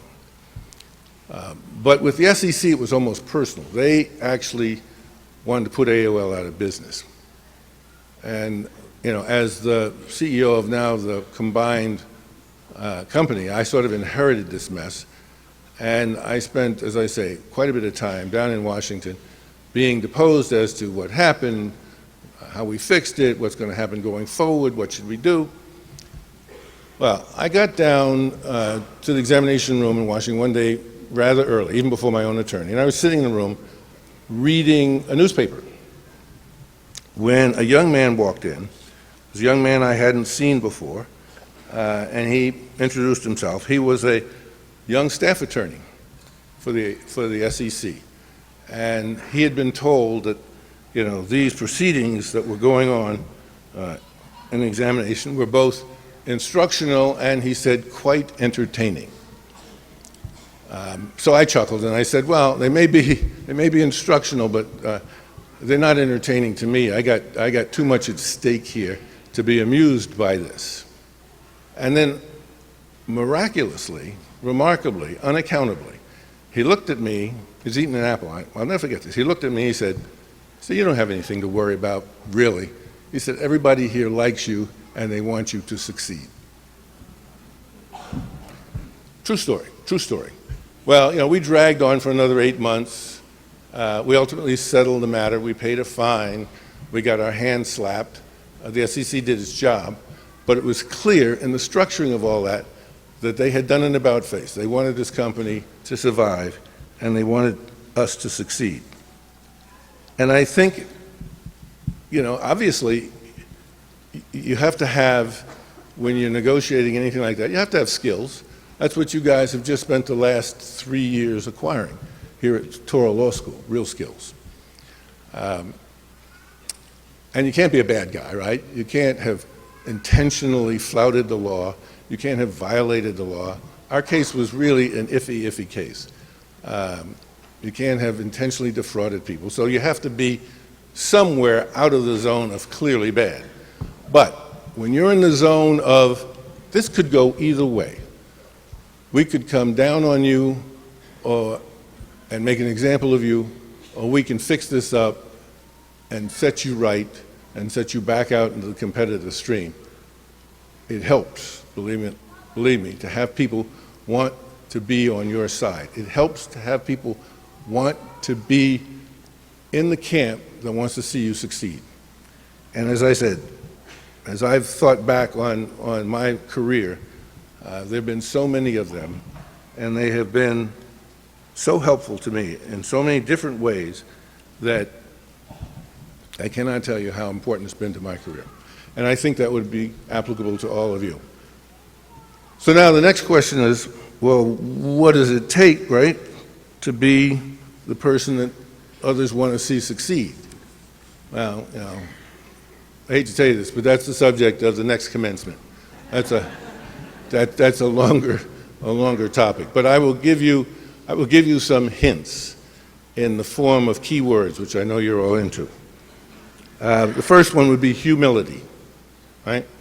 Humility, the absence of arrogance. If I were to identify one thing that those staff attorneys and accountants down at the SEC had against the AOL guys, it was the arrogance. They just couldn't abide it. Second word, honesty, really speaks for itself. Third word, transparency. If you think about it, nobody roots for a phony, right? Nobody. Fourth word, compassion. I would urge you to embrace fairness, justice, and kindness as part of who you are. And lastly, I would say manifest a genuine interest in the well-being of your fellow man. I know that's more than one word, but you'll forgive me. But what it means in simple English is, it ain't all about you, right? It's about the people you work with. It's about the people you are serving. It's about the people you live in a community with. It's about all of us. And if you manifest that, people absorb that, they get that, and that tells them something about who you are and how you're focused. But my objective today isn't really to give you a long-winded lecture on, sort of what it takes to be, ultimately a righteous person, or even ultimately to succeed. Rather, my objective is simply to plant in your mind this notion that whatever you do when you leave Touro and head out into the wider world to make your career and your fortune, keep this notion in mind. Keep in mind the notion that my success is going to depend to some extent, and maybe even a large extent, on how the people around me perceive me and whether they want me to succeed or not. If you do that, I guarantee you'll figure out what you need to do to get that kind of reaction, and I guarantee you, secondly, that that will help your odds of being ultimately successful. So, my 10 to 15 minutes is about up. I want to wish all of you sort of good fortune, and to let you know that I personally am hoping for and rooting for the success of each and every one of you. Now you say, but you don't even know us. I know several of you because I had several. The dean brought about a dozen of your colleagues by, and we all had lunch, and I got to get a sense of who it is, who the Touro law student is. And, you know, you're me, right? Kid from the block.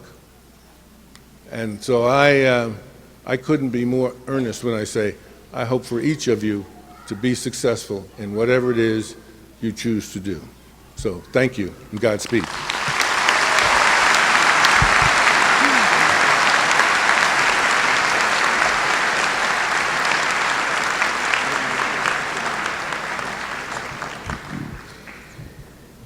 Thank you, Mr. Parsons, for sharing a little bit about the secret to your successes. And I hope that members of the class of 2015, you listened carefully and took note because you got some very sage advice. Will Rabbi Krupka please join me at the podium, and also Mr. Parsons? Richard Parsons, as an outstanding leader in the legal profession, a consummate advocate for the cause of justice and truth, and as an exceptional role model for our graduates, I am honored to present to you Rabbi Moshe Krupka at this time as a candidate for the degree of Doctor of Laws honoris causa.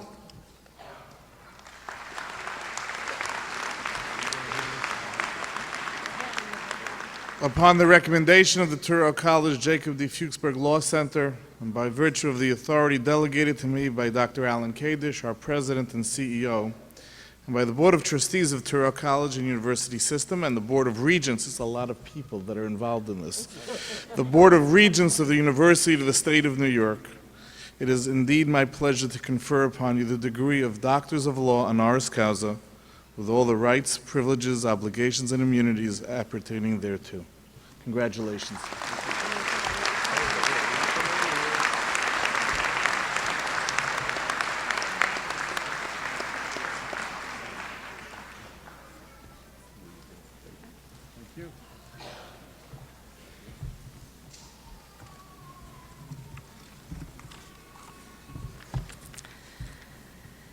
At this time, I ask Representative Peter King to come forward.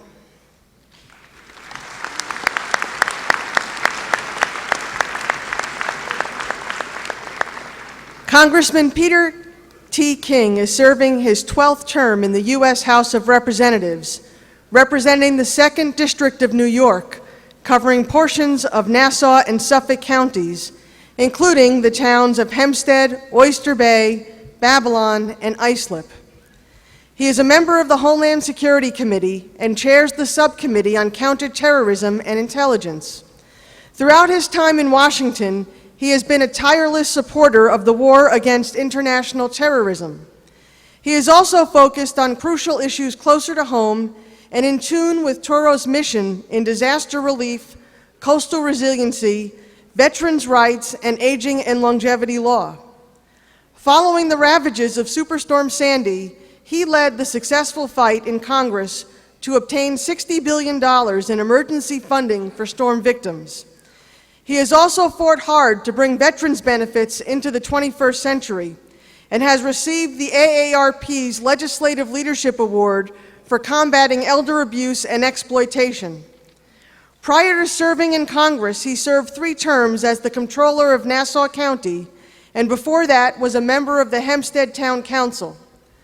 Before serving in government, Representative King had extensive experience as a practicing attorney and civic leader. Born in Manhattan, the son of a New York City cop, and raised in Queens, he is a lifelong New Yorker and has lived in Nassau County for more than 45 years. He is a graduate of St. Francis College, Brooklyn, and the University of Notre Dame Law School. Newsday called him, quote, a stand-up guy who isn't shy about tangling with the powerful, even those in his own party. King has become a national figure who delivers for the region and his district. We are delighted to recognize Congressman King's lifetime of dedicated service to Long Island, the state, and the nation. I am honored to present to you Rabbi Moshe Krupka at this time as a candidate for the degree of Doctor of Laws honoris causa, Representative Peter King.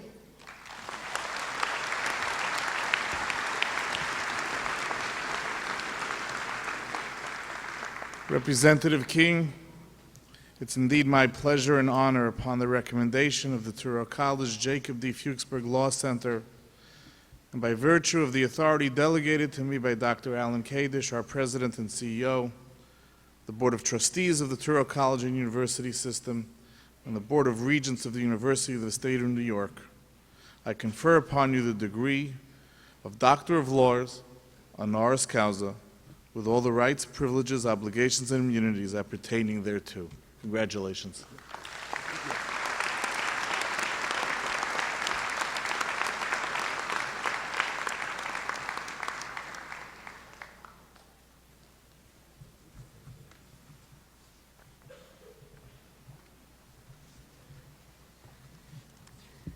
You know, the best thing about honorary degrees is that when you walk into their offices, you're going to see a degree that looks kind of like yours on the wall that says Touro Law Center.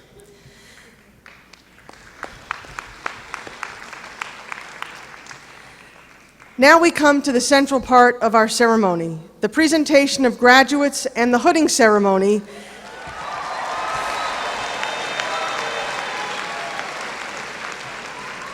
As a symbol of degree conferral and the passing on of the responsibilities of the profession. Rabbi Krupka, would you please join me? And will our December 2014 graduates please rise? Rabbi Krupka, I have the honor to present the recipients of the Master of Laws degrees in U.S. Legal Studies, the Master of Law degrees, the dual Juris Doctor and Master of Business Administration degrees, and the Juris Doctor degrees who have finished their requirements in December of 2014. Having successfully completed all requirements for the degrees as prescribed by the faculty of the Jacob D. Fuchsberg Law Center, they have earned the approbation of the faculty. Pursuant to the authority vested in me by the Board of Regents of the State of New York and the trustees of Touro College, and having completed the specified requirements for said degrees, I hereby confirm the conferral of the Master of Laws degree in U.S. Legal Studies, the Master of Laws degree, and the degrees of Juris Doctor, respectively, on these members of the class of 2015 who completed requirements in December 2014. Congratulations.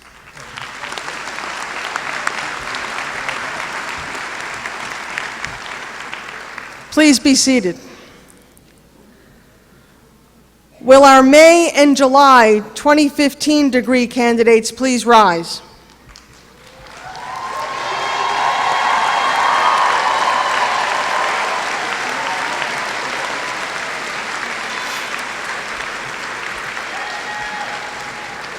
Rabbi Krupka, I have the honor to present to you the candidates for the degrees of Master of Laws in U.S. Legal Studies, dual degree candidates for Juris Doctor and Masters of Business Administration, Juris Doctor and Masters of Public Administration and Healthcare, Juris Doctor and Masters of Social Work, and candidates for the degree of Juris Doctor.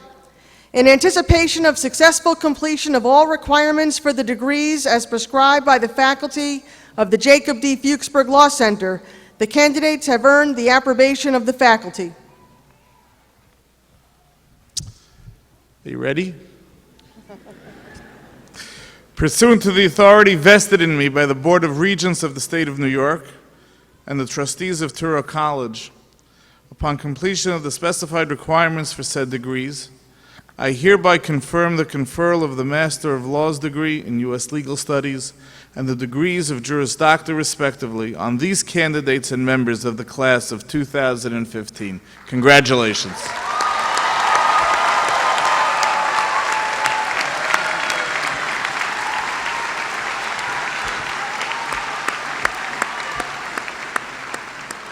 Thank you. You may be seated.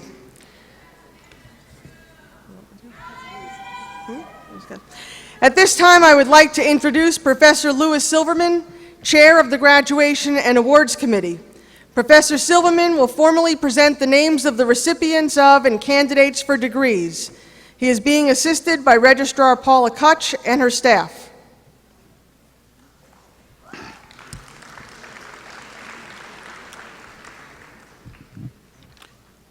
Family and friends of our graduates, our students have worked very hard to earn the right to be here today, and you have all been a part of their efforts. When your graduate's name is called, we encourage you to recognize their achievements. Do not hold your applause to the end. Show your pride and joy.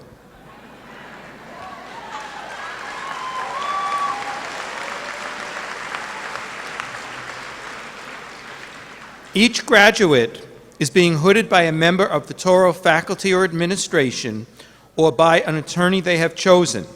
The purpose of the hooding ceremony is to pass on the mantle of the legal profession from one generation to the next. The hooding ceremony will be assisted by class professor Rena Seplowitz.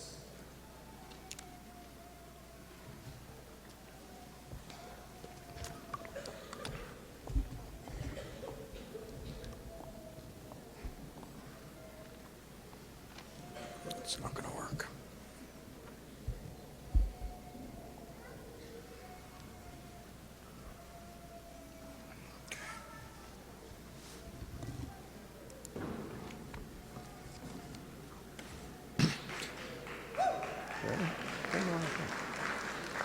Aruna Gamini being hooded by Professor Lawrence Rayful.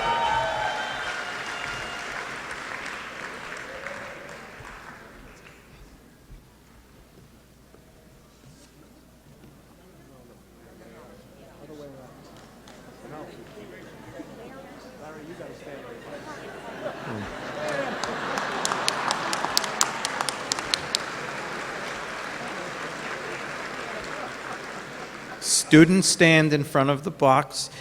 Hooders stand on the box.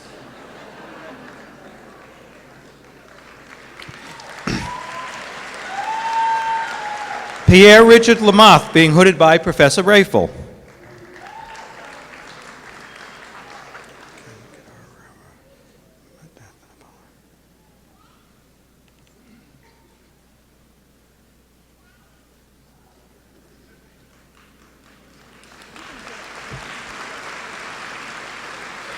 Gangadhar Ramu Madathanapalli being hooded by Professor Rayful.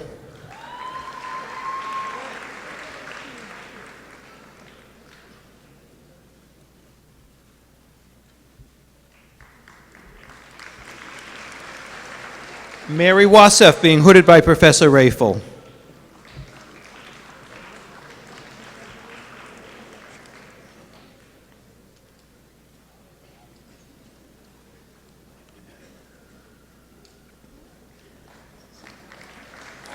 Ramchanda Yanamandra being hooded by Professor Rayful.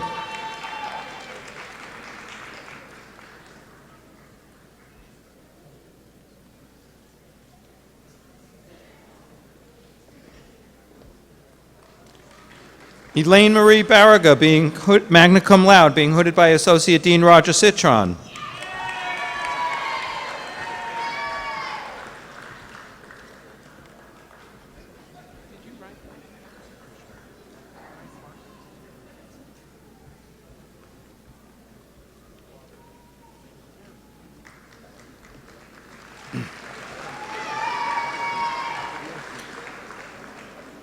Omar Asif Chowdhury being hooded by his brother Sheriar Chowdhury, class of 2014.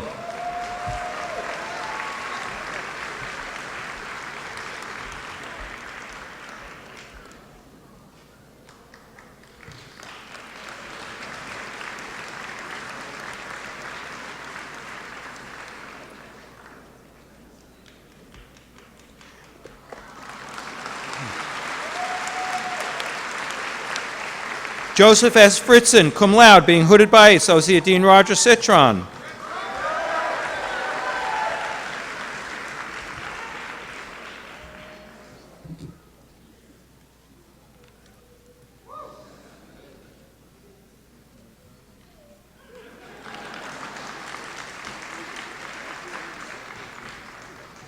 Ingrid O. Ulick, being hooded by Professor Leif Rubenstein.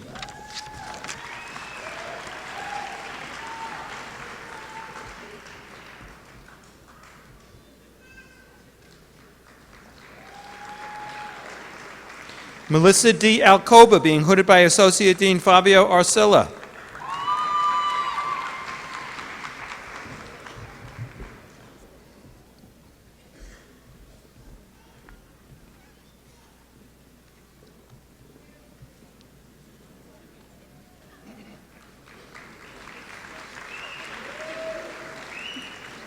Lauren Arnell, being hooded by her father, Kurt Arnell.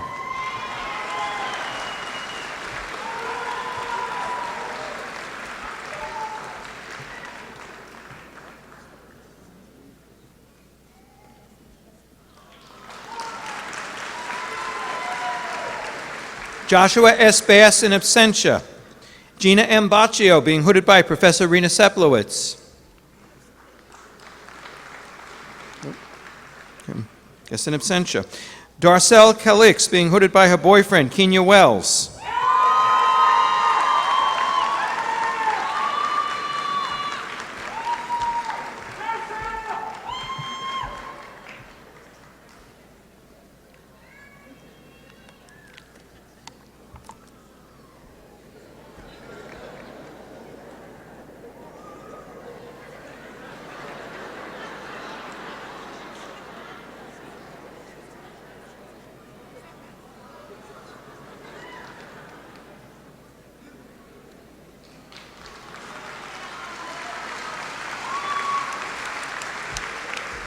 Hannah Carmel in absentia.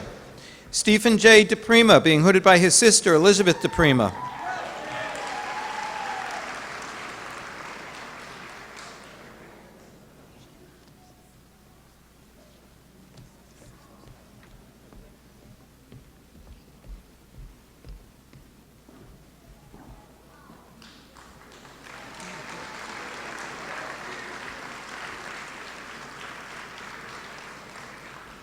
Amanda Nicole Dworetsky, being hooded by Professor Gary Shaw.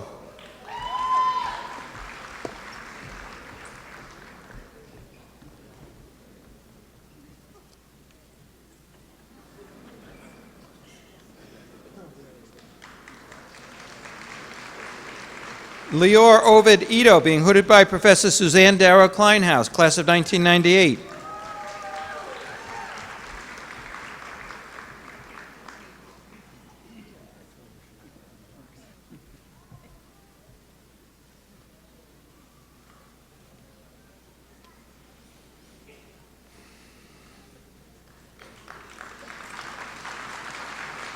Sophia Fabulous, being hooded by Professor Marjorie Silver.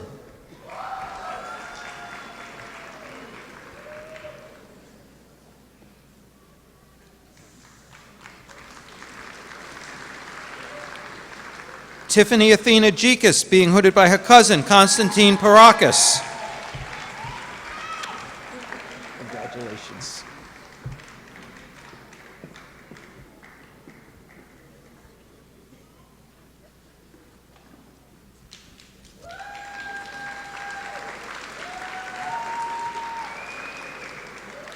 Michael L. Henry, being hooded by Dean Patricia Salkin.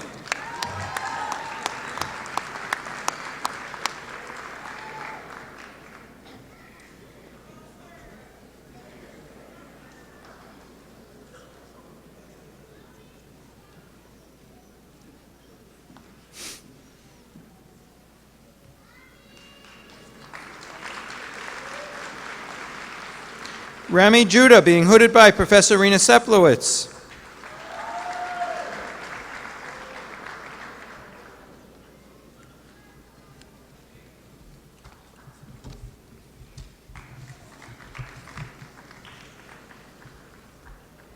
Michelle Christine Lengsfeld, being hooded by her father, Ralph Antonelli.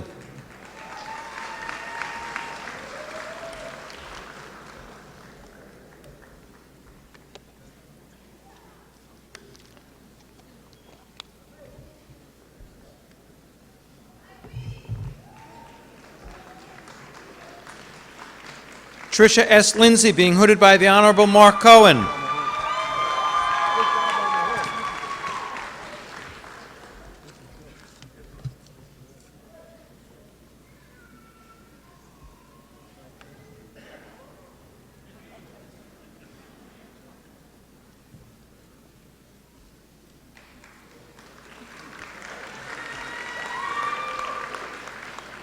Matthew William Lozier, being hooded by Professor Rena Seplowitz.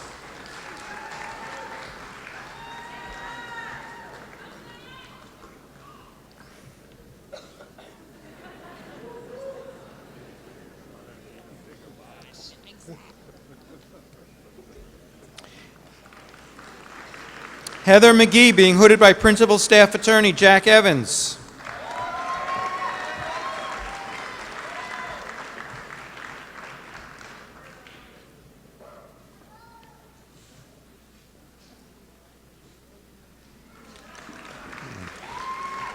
Katerina Yiana Mastakas, being hooded by Professor Rena Seplowitz.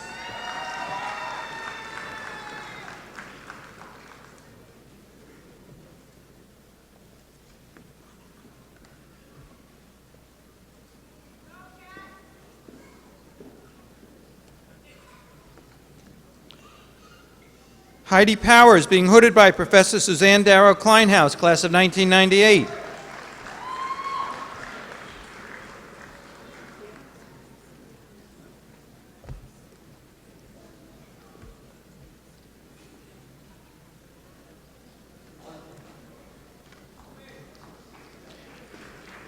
Mary Elizabeth Ann Raghunandan, being hooded by her mentor, Robert Mitchell, class of 2013.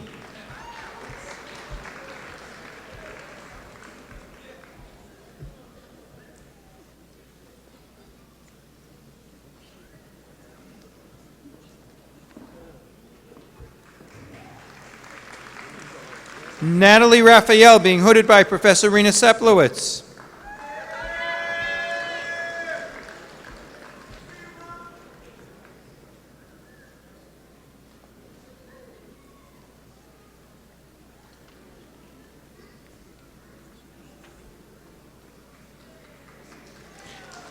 Giuseppe Tommaso Rosini Jr., cum laude, being hooded by his mentor, the Honorable Thomas F. Whalen.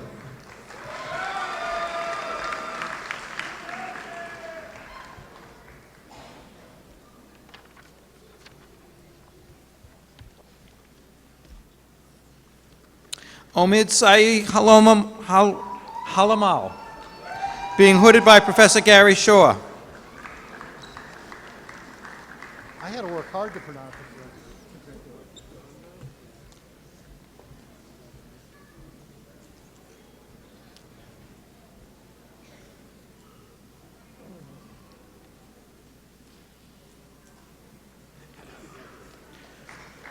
Carletta A. Sobers, being hooded by Assistant Dean George Justice.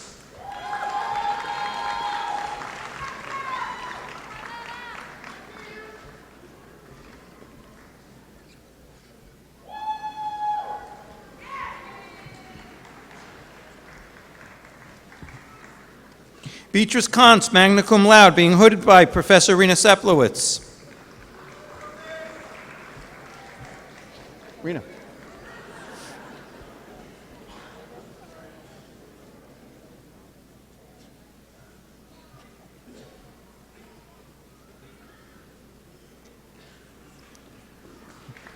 Julia Y. Lee, being hooded by Professor James Fagan.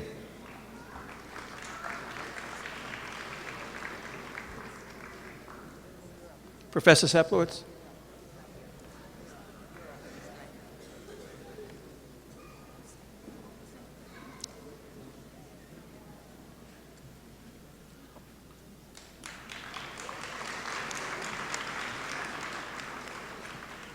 David D. Pelaez, magna cum laude, being hooded by his sister, Mary Pelaez Gomez.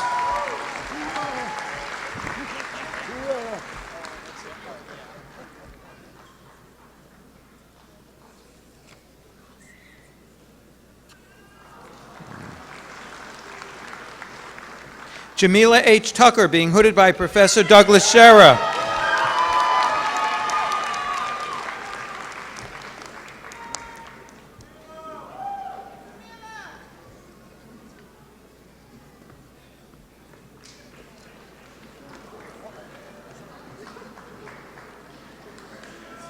Svetlana Walker, summa cum laude, being hooded by Professor Gary Shaw.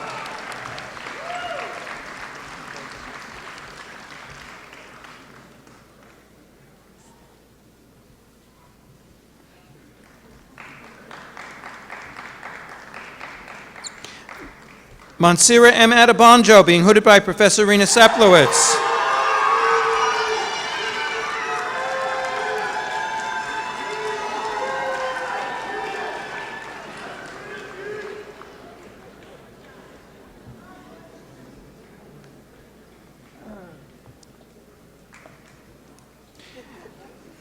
Sam Daniel Amini, being hooded by the Honorable Mark Cohen.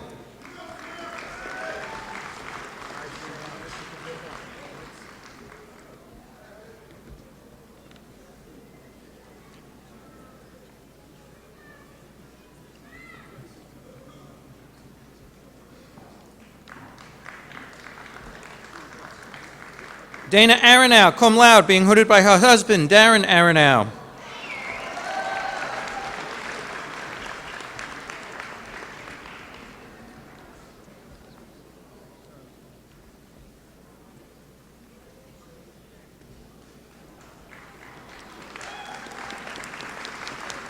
Elias Arroyo, cum laude, being hooded by Professor Thomas Schweitzer.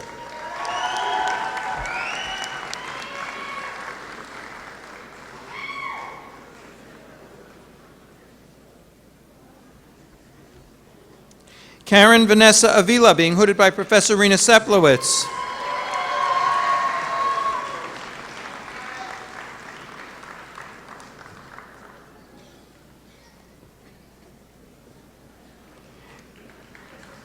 Janae L. Baptiste, being hooded by her boyfriend, Richard R. Best.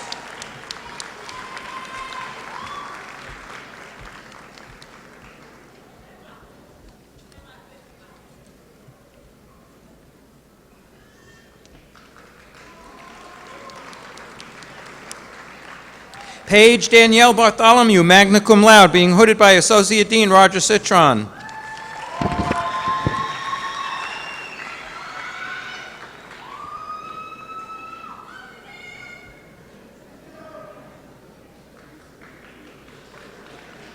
Christopher M. Bergold, summa cum laude, being hooded by Professor Benjamin Rajat.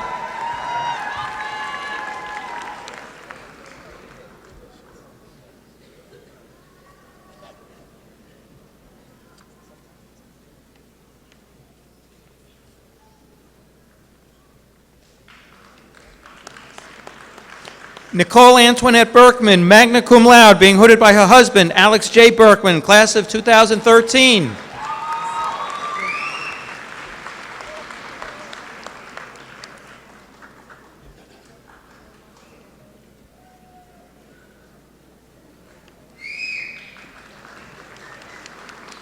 Katie Beddick, being hooded by Professor Rena Seplowitz.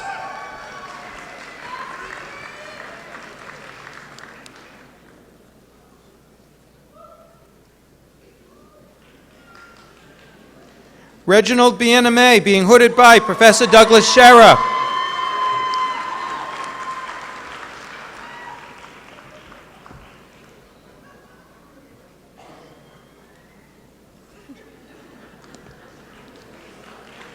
Alexander D. Bopp, being hooded by his father, H. John Bopp.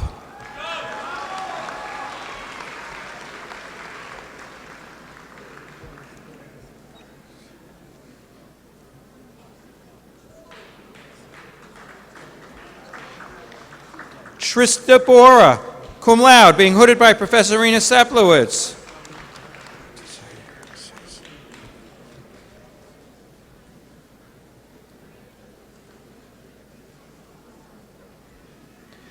Joshua Botasezen, being hooded by Professor Rena Seplowitz.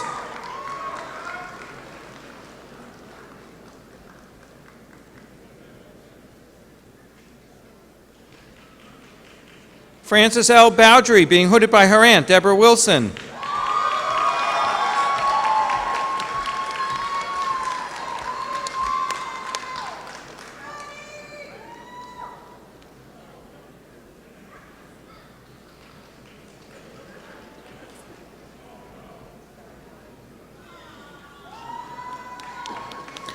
Antonia J. Broughton, being hooded by Professor Rena Seplowitz.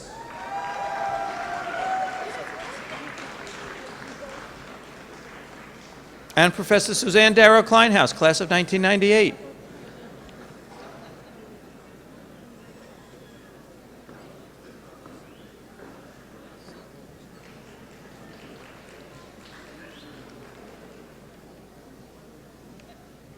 Lindsay Taylor Brown, being hooded by her best friend and mentor, Jenna Gallagher, class of 2013.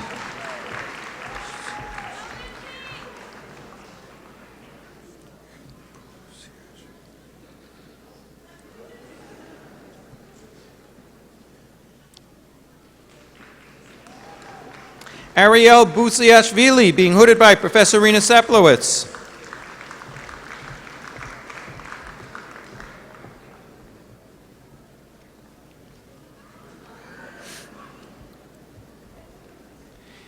Angela M. Callia, being hooded by Associate Dean Kenneth Rosenblum.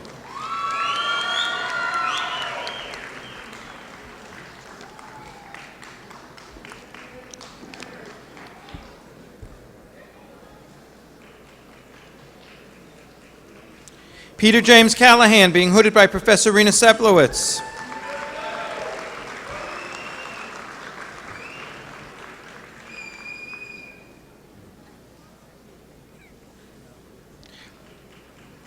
India Dawn Campbell, being hooded by Professor Meredith Miller.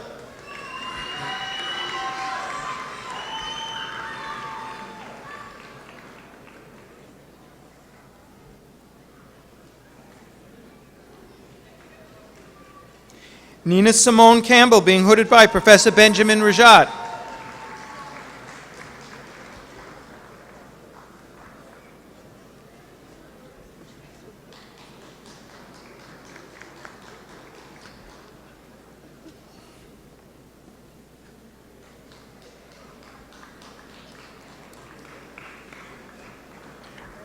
John Capitani, being hooded by Professor William Brooks.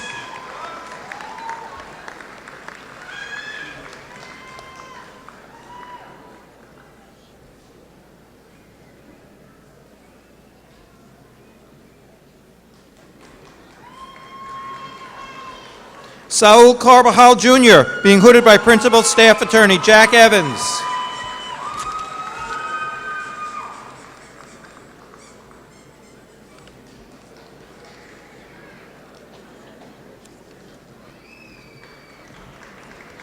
Jacqueline B. Castro Giovanni, being hooded by Professor Jeffrey Morris.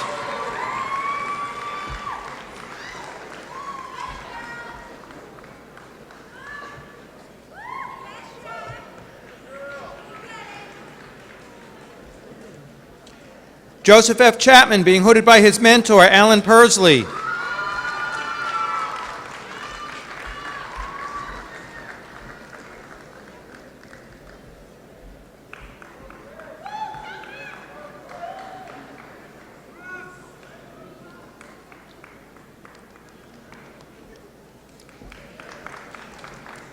Alex Cherednichenko, being hooded by Professor Rena Seplowitz.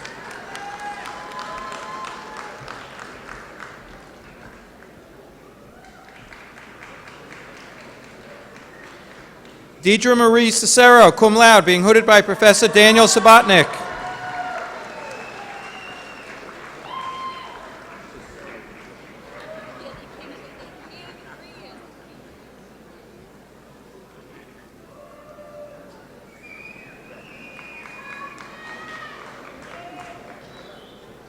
Justina Danielle Collins, being hooded by Professor Douglas Scherer.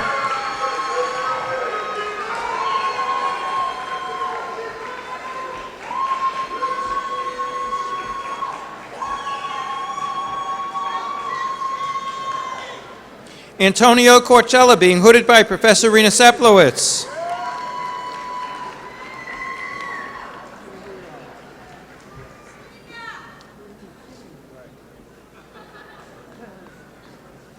John Cordell, being hooded by Professor Gary Shaw.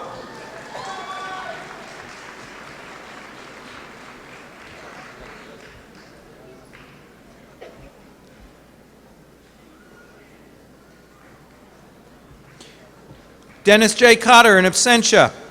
Brian Cox, Jr., being hooded by Professor Rena Seplowitz.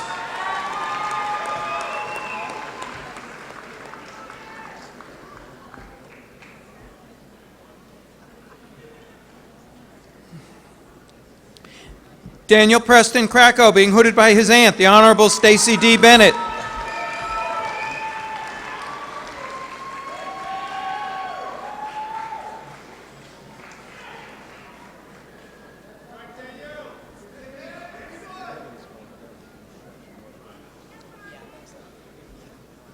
Barry Scott Crane, cum laude, being hooded by Professor Rena Seplowitz.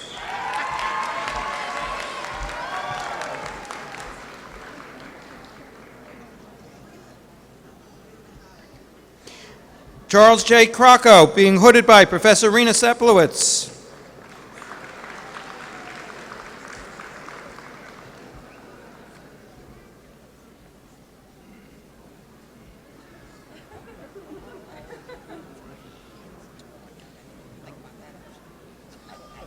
Tara Marie Darling, cum laude, being hooded by Professor Daniel Sabatnik.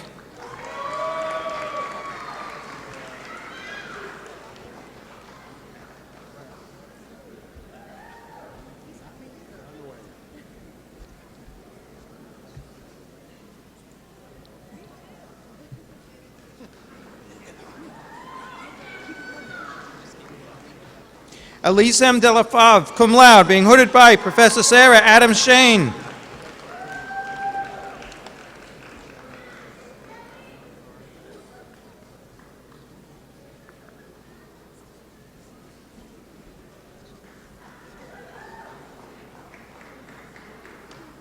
Gina Marie DeLustro, being hooded by Professor Suzanne Darrow Kleinhaus, class of 1998.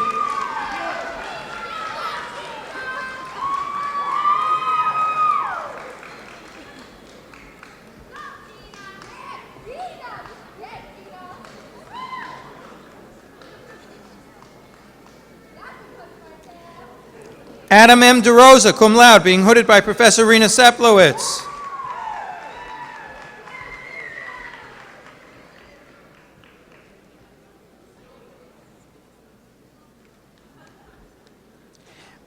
Deidre T. Allen Dillon, being hooded by her mentor, Quinda Henry, class of 2004.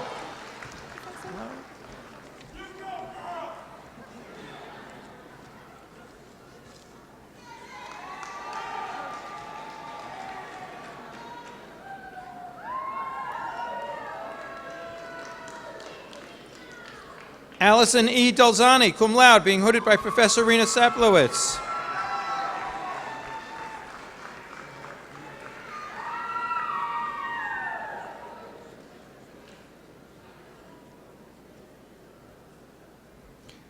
Christopher Rain Dorr, being hooded by Career Service Office Senior Director Erica Edwards O'Neill, class of 1999.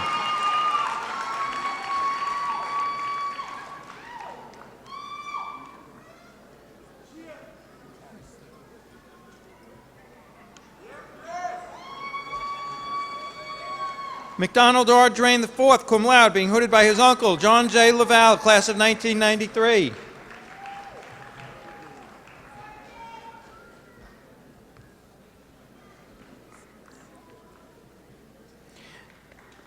Beverly S. Edelman, being hooded by Professor Suzanne Darrow Kleinhaus, class of 1998.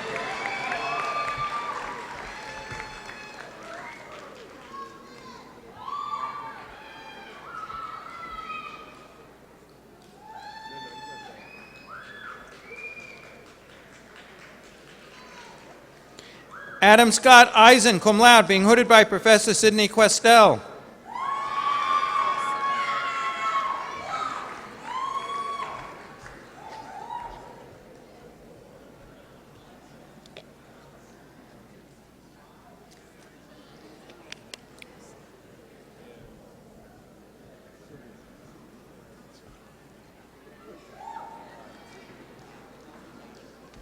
Melissa Ann Eisenberg, magna cum laude, being hooded by Associate Dean Kenneth Rosenblum.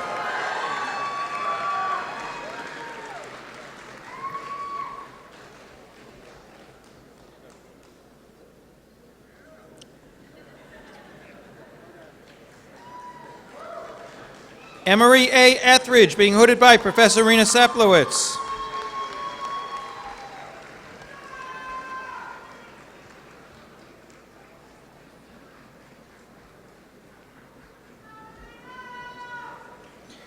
Jaron M. Fernan, magna cum laude, being hooded by his uncle, Justin Light.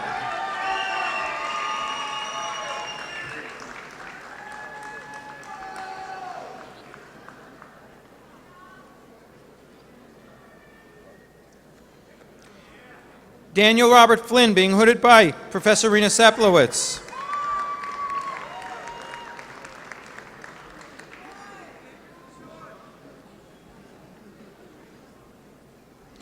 Justin Ryan Friedman, in absentia. Lauren Rose Gallo, being hooded by her father, Philip Gallo, class of 1986.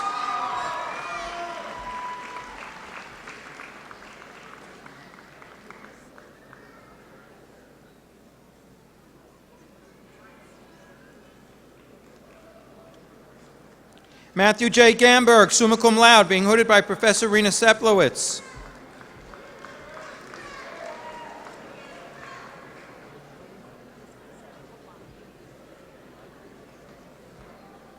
Joy A. Gary, being hooded by Professors Rena Seplowitz and Irene Critchie.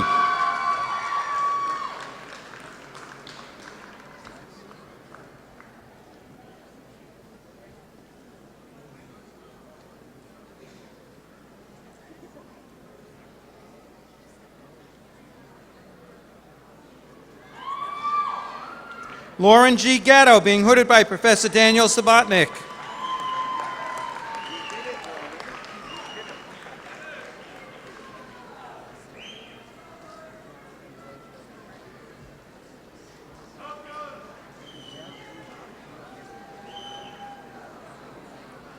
You got it backwards. Oh, God.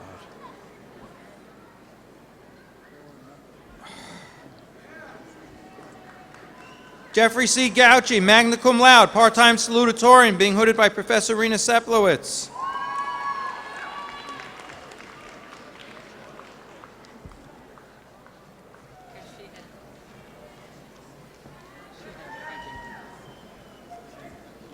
Antoine Elliott Gavins, being hooded by his mentor, Leodine Calix, class of 2013.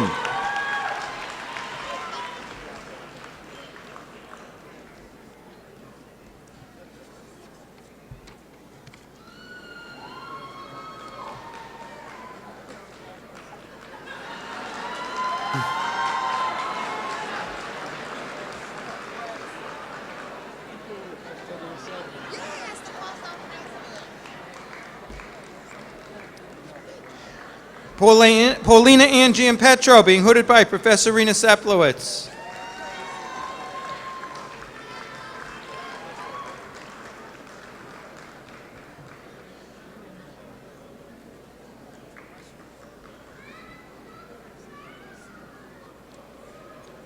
Daniela Giordano, summa cum laude, full-time valedictorian, being hooded by Professor Daniel Sabatnik.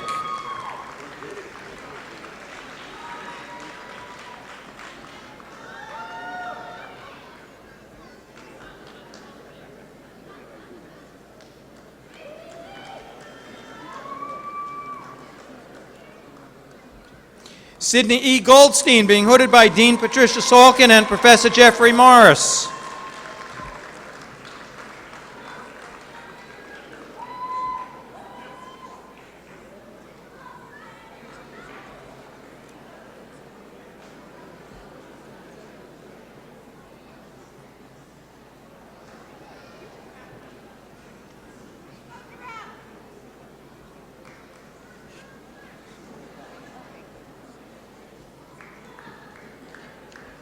Alexa P. Gordon, being hooded by Professor Melissa Greenberger, class of 1994.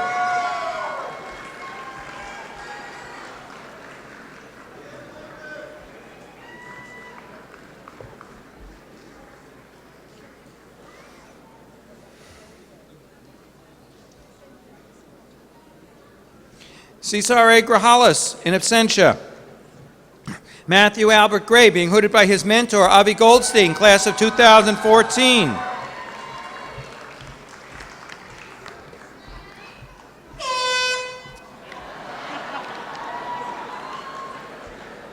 Go Rangers. Go Rangers.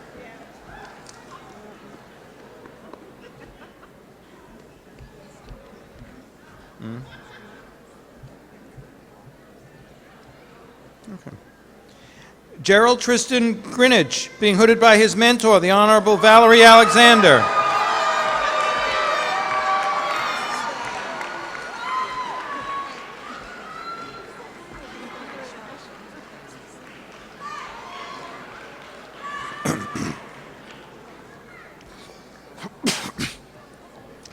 Catherine Gretchel, being hooded by Career Service Office Director Margaret Williams, class of 2005.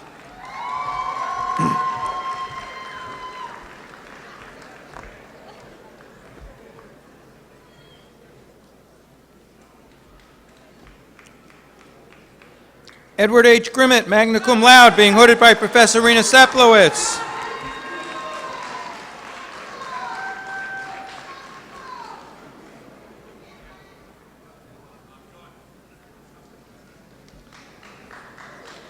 Tesa Gershomova, being hooded by Professor Jeffrey Morris.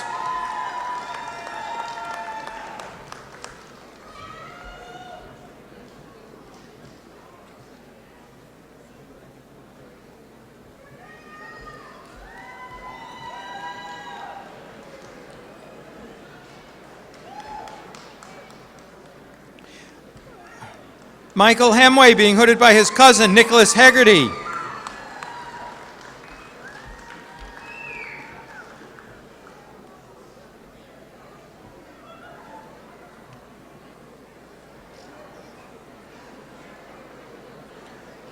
Robert Casey Hilpert, being hooded by his father, Robert J. Hilpert.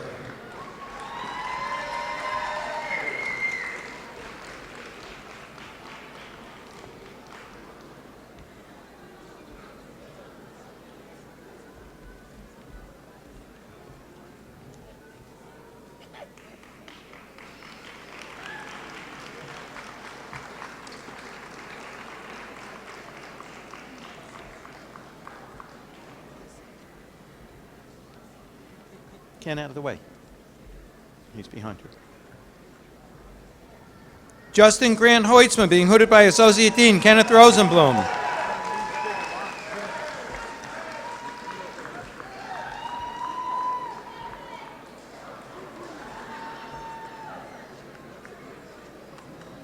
Rachel Horn, magna cum laude, in absentia.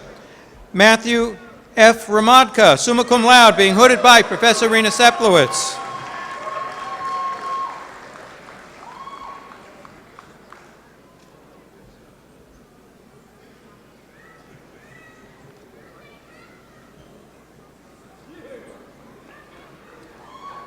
Anne Marie J. Wong, being hooded by Professor Benjamin Rajat.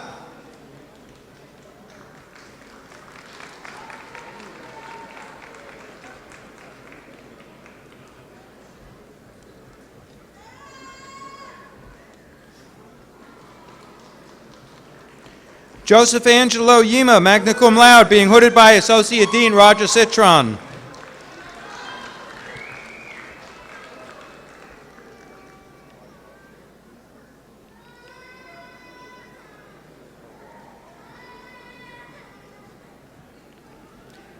Matthew J. Ingber, summa cum laude, being hooded by Professor Rena Seplowitz.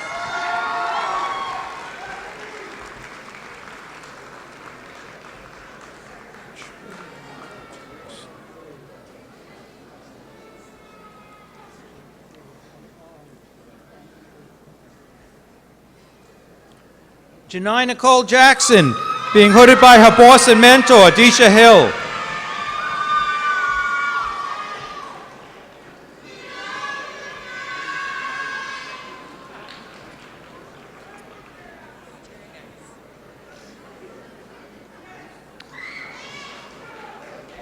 Harshal Y. Johnny, being hooded by Professor Melissa Greenberger, class of 1994.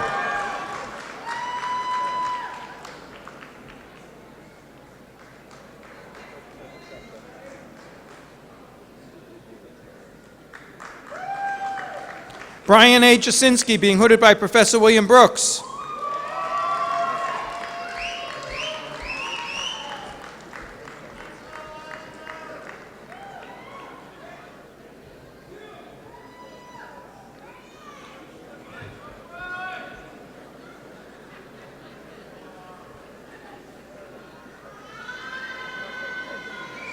Catherine Margarita Joseph, being hooded by her cousin, Lorraine Perez.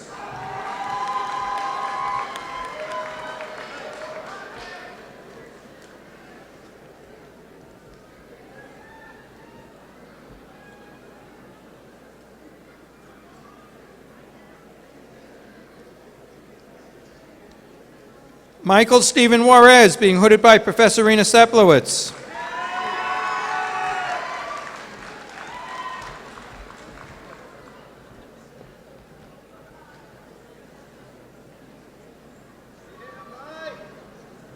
Jeffrey Alexander Kaufman, being hooded by Professor Rena Seplowitz.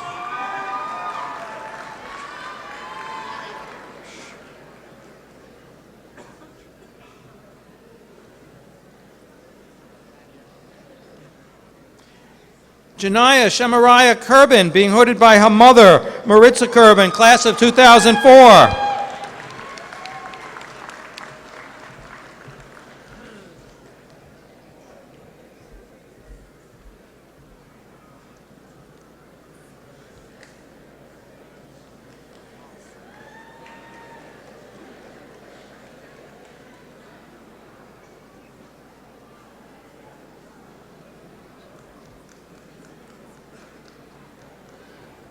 Hannah Elizabeth Kirkpatrick, cum laude, being hooded by Professor Sidney Questel.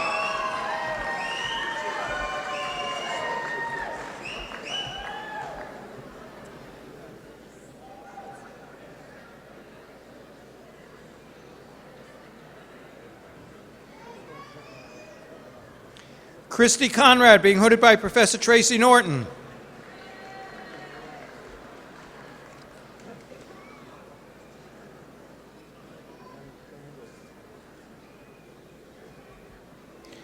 Sam Kwok in absentia.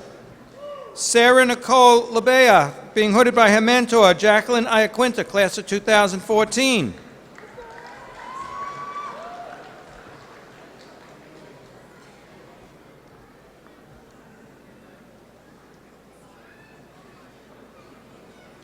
Jerry Lamore in absentia. Rudy Ellie LaQuinta, being hooded by Professor Tracy Norton.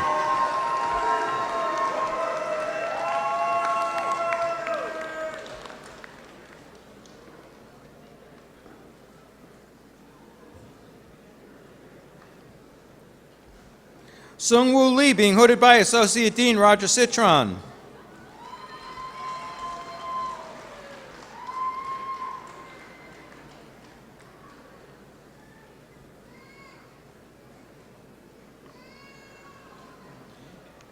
Stephen Daniel Levy, being hooded by Professor Rena Seplowitz.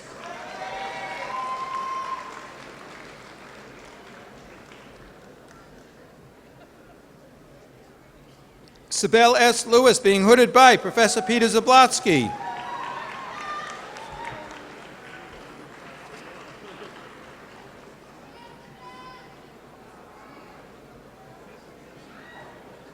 James Lewis Lyons, summa cum laude, being hooded by his cousin, the Honorable Donald P. Hart.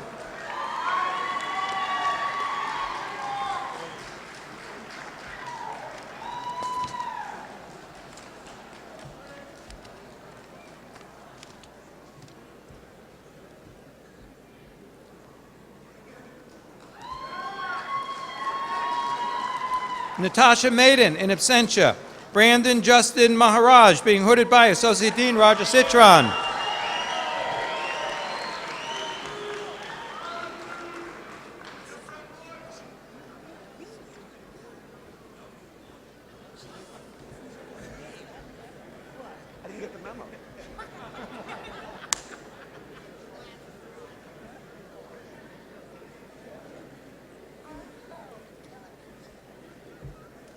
Bilal M. Malik, being hooded by Professor Rena Seplowitz.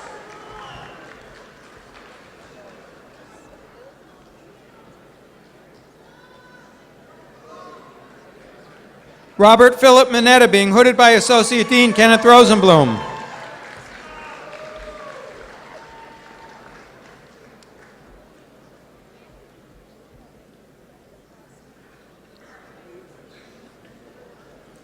Lalit Manukian, being hooded by Assistant Dean Charlotte Taylor.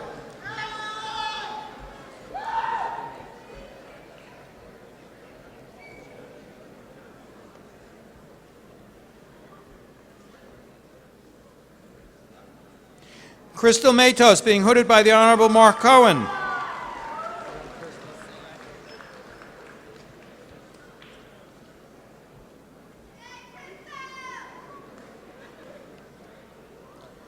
Ryan McCarthy, in absentia. Alana Eileen McGovern, being hooded by Professor Benjamin Rajat.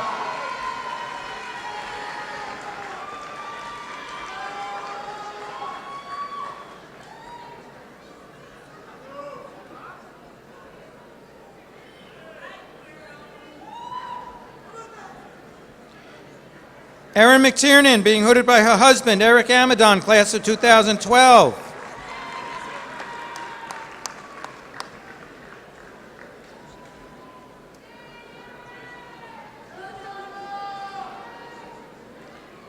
Erica Meyer, being hooded by Professor Gary Shaw.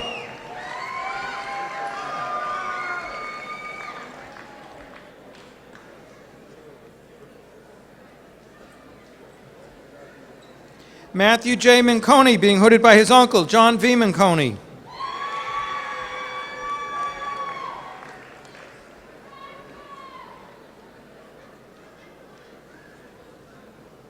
Christopher Miner, summa cum laude, being hooded by Professor Rena Seplowitz.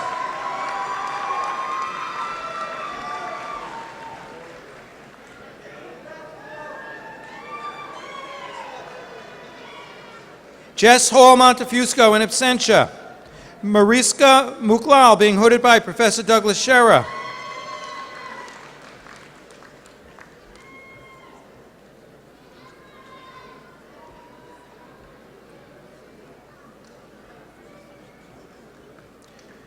Jonathan Francis Murray, being hooded by Professor Rena Seplowitz.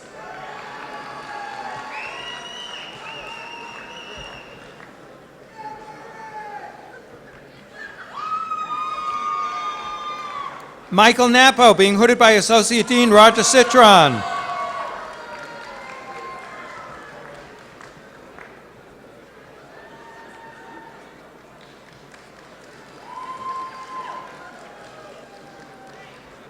Brianna Lee Nelson, being hooded by Associate Dean Kenneth Rosenblum.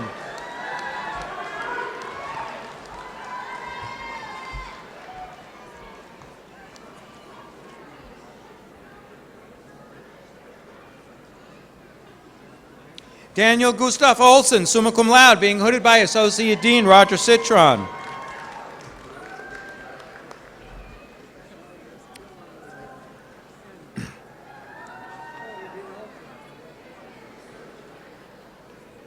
Veronica Marie Palermo, being hooded by Professor Suzanne Darrow Kleinhaus.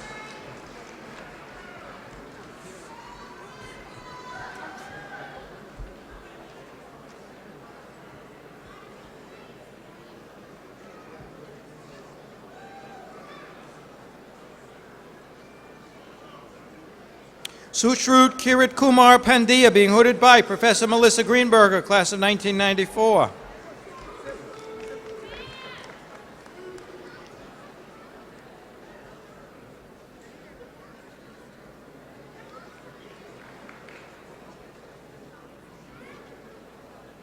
Priya Patel, cum laude, being hooded by Professor Gary Shaw.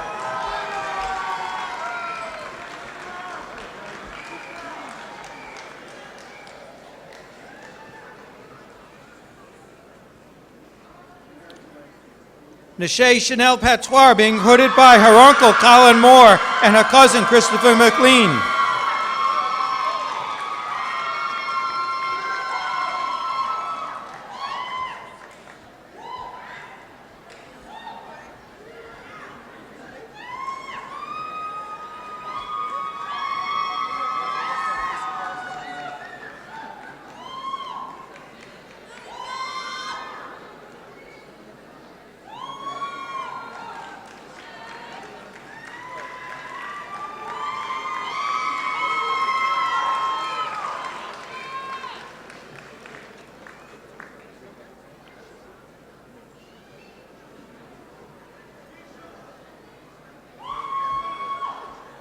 Joseph Anthony Filippo, being hooded by his cousin, Carrie Kaplan.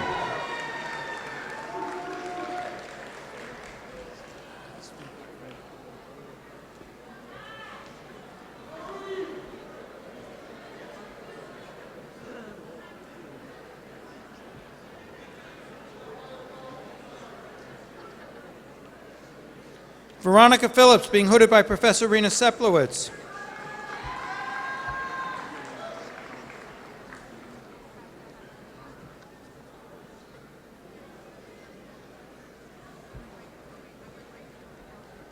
Luis A. Picardo, being hooded by his father, William A. Fernandez.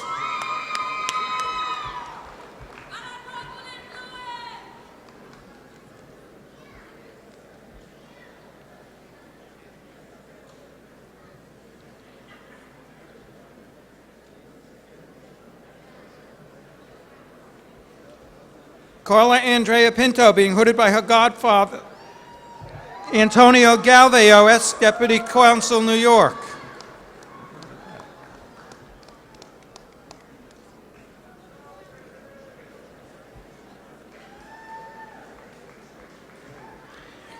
Dina Puntillo, being hooded by Professor Rena Seplowitz.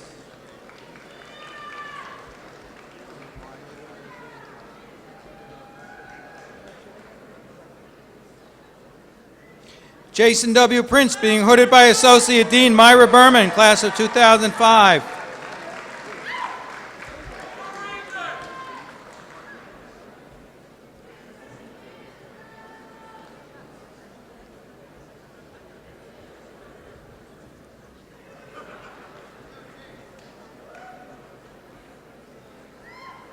Ambika Raghunandan, being hooded by Professor Eileen Cooper.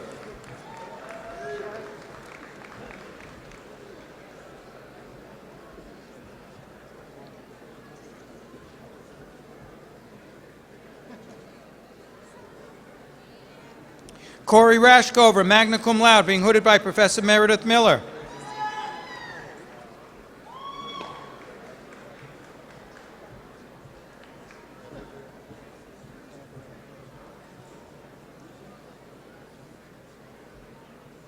Keisha C. Robinson Roberts, being hooded by Professor Rena Seplowitz.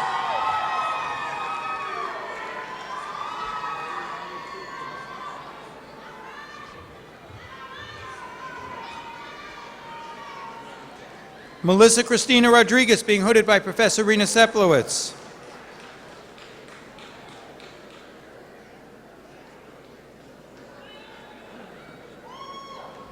Catherine Elizabeth Romano, being hooded by Professor Peter Zablotsky.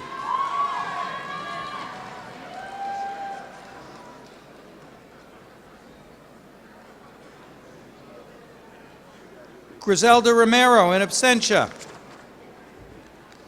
Andrew Ronci, being hooded by Professor Daniel Sabatnik.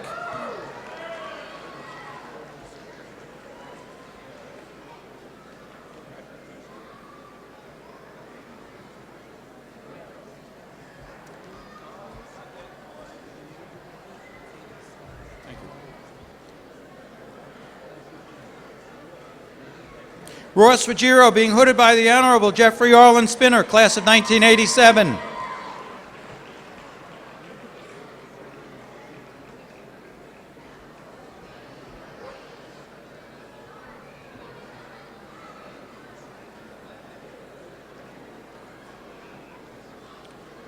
Jamie Lee Ruiz, being hooded by Associate Dean Myra Berman, class of 2005.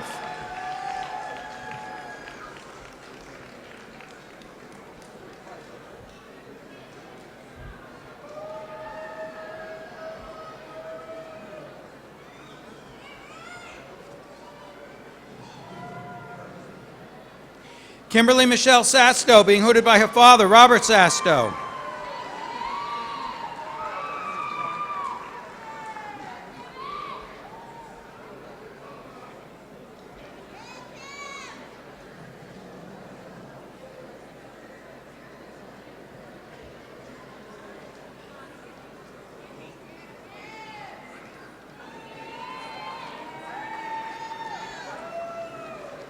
Jamie B. Sibilia Heffert, being hooded by Professor Desiree Kennedy.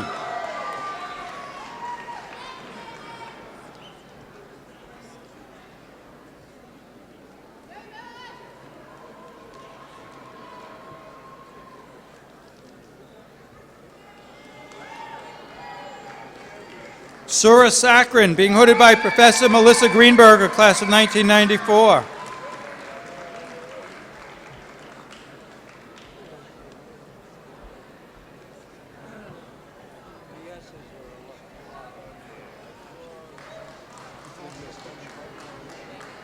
Michelle Schlereth, magna cum laude, being hooded by Professor Daniel Sabatnik.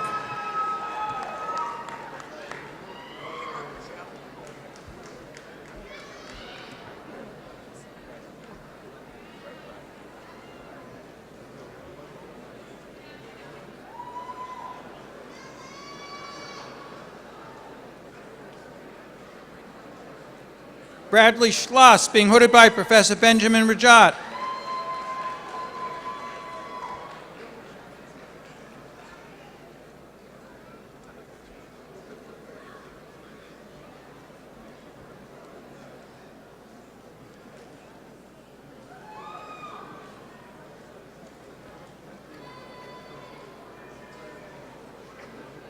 Andrew J. Schnitzel, being hooded by the Honorable Jeffrey Arlen Spinner, class of 1987.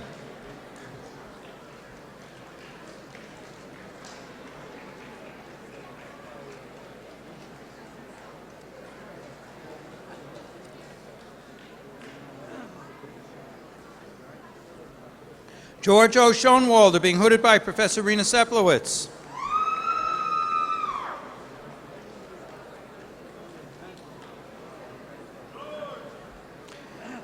Farrell Schwartz, cum laude, being hooded by Professor Rena Seplowitz.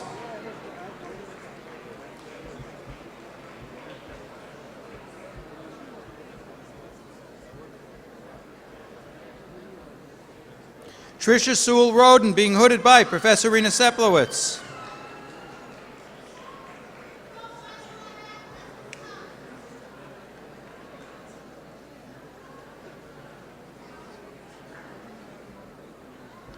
Mohammed Talal Sheikh, Professor Leif Rubenstein.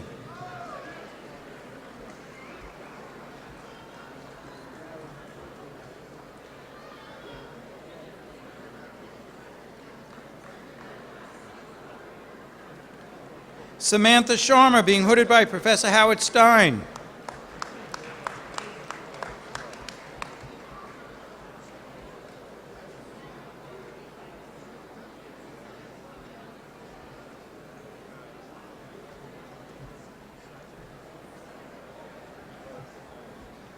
Krista E. Cederman, being hooded by Principal Staff Attorney Jack Evans.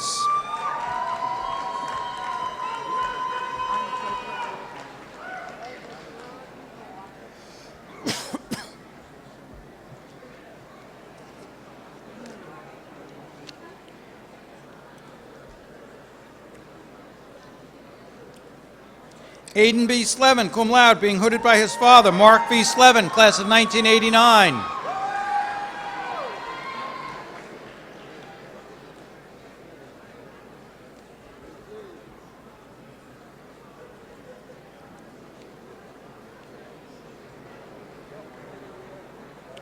Darren Stakey, summa cum laude, full-time salutatorian, being hooded by his former employer, Michelle Schmidt, class of 2007.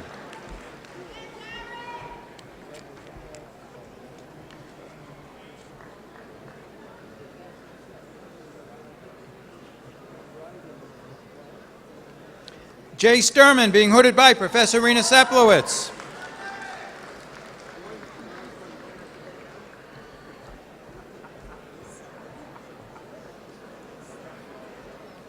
Marin Stewart, being hooded by Professor Rena Seplowitz.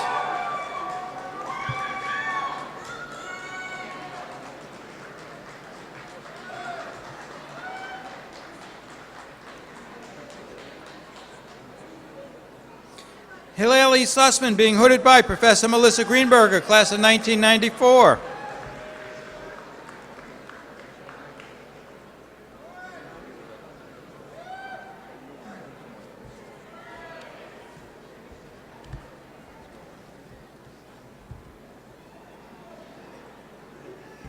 Diana C. Swiatkowski, being hooded by the Honorable Leon Laser.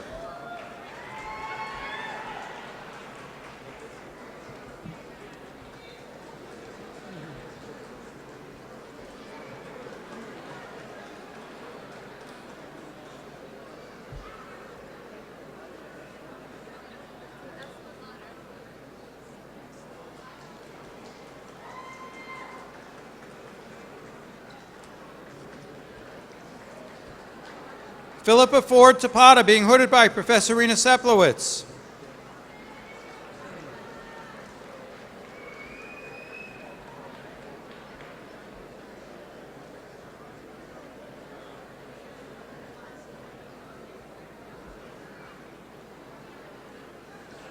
Ashley C. Televandos Ballas, being hooded by Dean Patricia Salkin and Associate Dean Myra Berman, class of 2005.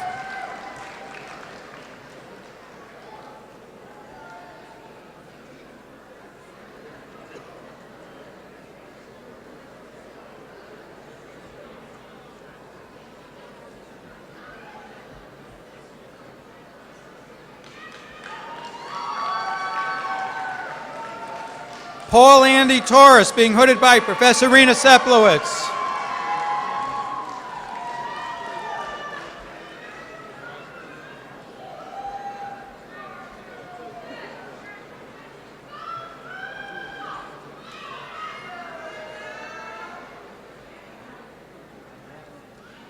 Steve L. Troach, being hooded by Professor Suzanne Darrow Kleinhaus, class of 1998.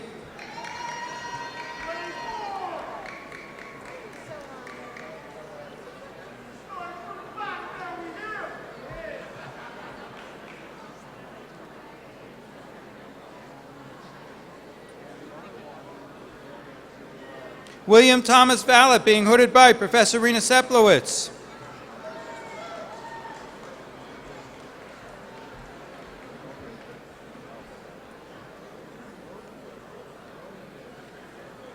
Annalisa Venezia, being hooded by Professor Rena Seplowitz.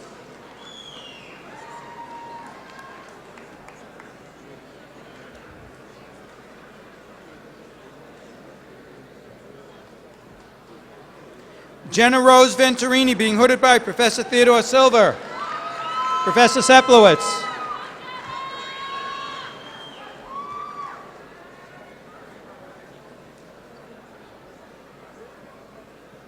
James V. Wakefield, cum laude, being hooded by Professor Rena Seplowitz.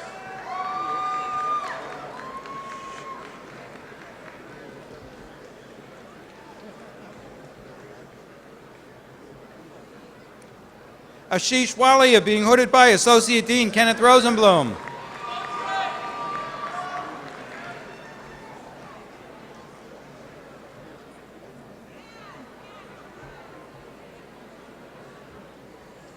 Alyssa R. Wanzer, summa cum laude, being hooded by Professor Rena Seplowitz.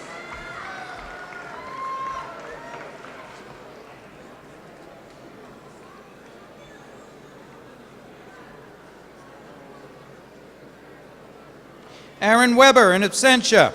Tristan John Werfelman, being hooded by Professor Rena Seplowitz.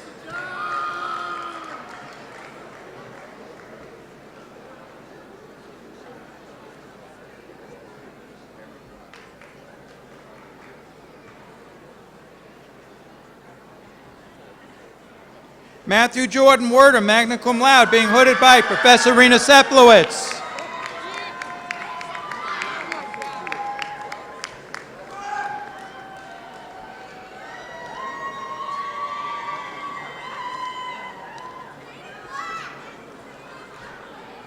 Karima Williams Narinji, being hooded by Professor Rena Seplowitz.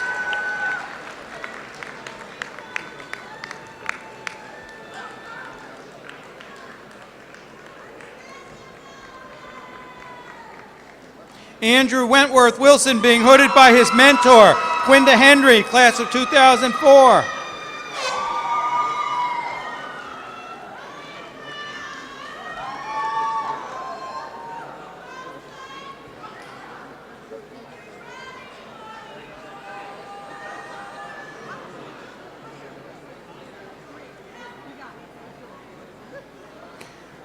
Shu Ching Wu, being hooded by Professor Lillian Speece, class of 2000.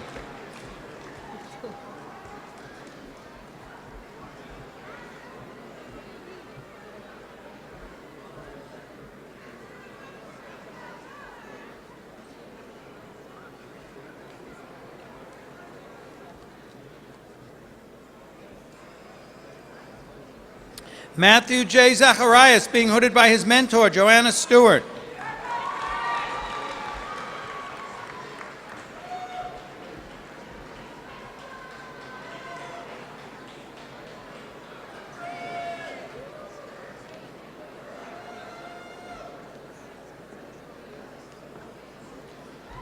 Matthew Landon Zaffron, magna cum laude, part-time valedictorian, being hooded by his cousin, Michelle Goldstein.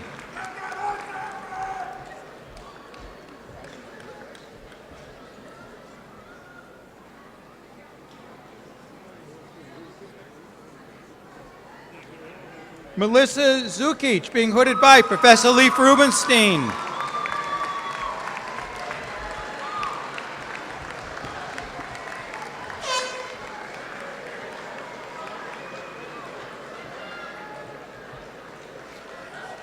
Congratulations to you all, Touro Law Center, class of 2015.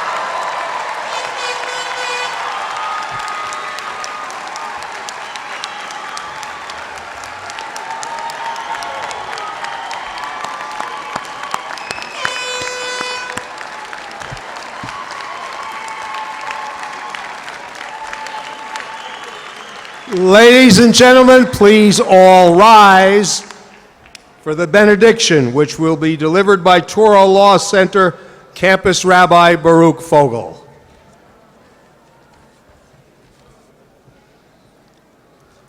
Avinu Shabbat Shamayim, as we stand here together at the end of this momentous occasion, we pray to you to bless the parents, spouses, siblings, friends, and all those who have supported our graduates and who have invested their time and their love to ennoble and enable these wonderful graduates to reach this occasion tonight. Bless them that they merit to continuously enjoy in their success and in the actualization of the good that they know these graduates can accomplish in the world. Ribon Kol Olam, Master of the world, continue to bless the administration, staff, and faculty of this wonderful law school. Help us all in our effort to educate and train lawyers who will make a real difference in your world, O God. Bless those who have given so much of themselves to ensure that every aspect of the law school runs so smoothly with continued strength for years and years to come. We also pray for a continued blessing for those who strive to impart lessons and ideals, who mold and shape their students so that they can now go and change the world. Most of all, we pray today that you bless our honored students whose graduation we are celebrating. Bless them that the lofty goals, dreams, and hopes that they have in their hearts as they stand here today stay with them always. Kel Elyon, Almighty God, we ask that you give these women and men the opportunities in life for them to fulfill those aspirations that they hold in their hearts. We pray that the challenges they will face will only help them grow as people, as lawyers, and above all, as partners in bettering your world, God. Grant them the ability to recognize the challenges they will face as the wonderful opportunities that they really are. Let them be a beacon of light to their profession, their country, and to the world. Help them and us make this world a better place. Oseh Shalom Bimramav, God who makes peace in the heavens, who Yaseh Shalom Aleinu, we pray that you bring peace to all of us here on earth. Amen.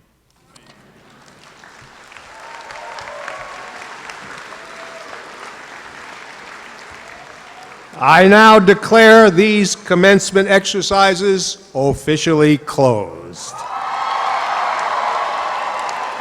We just ask, please, that you remain seated for a few moments longer so that our faculty and distinguished guests and graduates may exit the theater.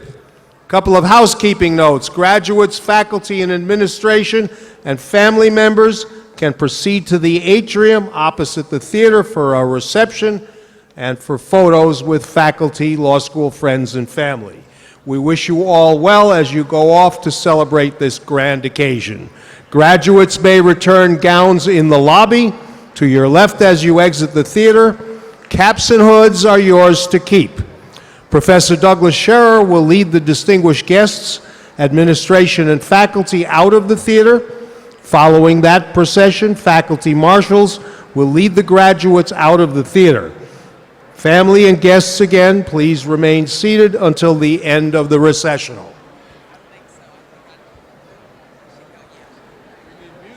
I got it. They're a little slow. Follow the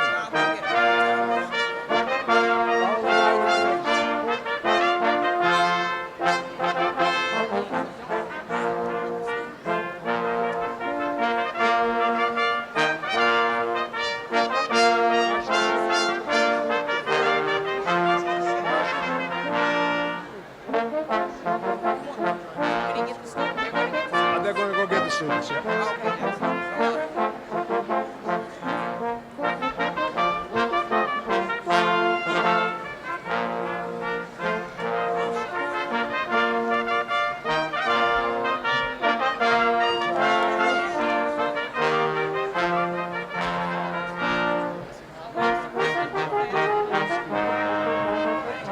Thank you.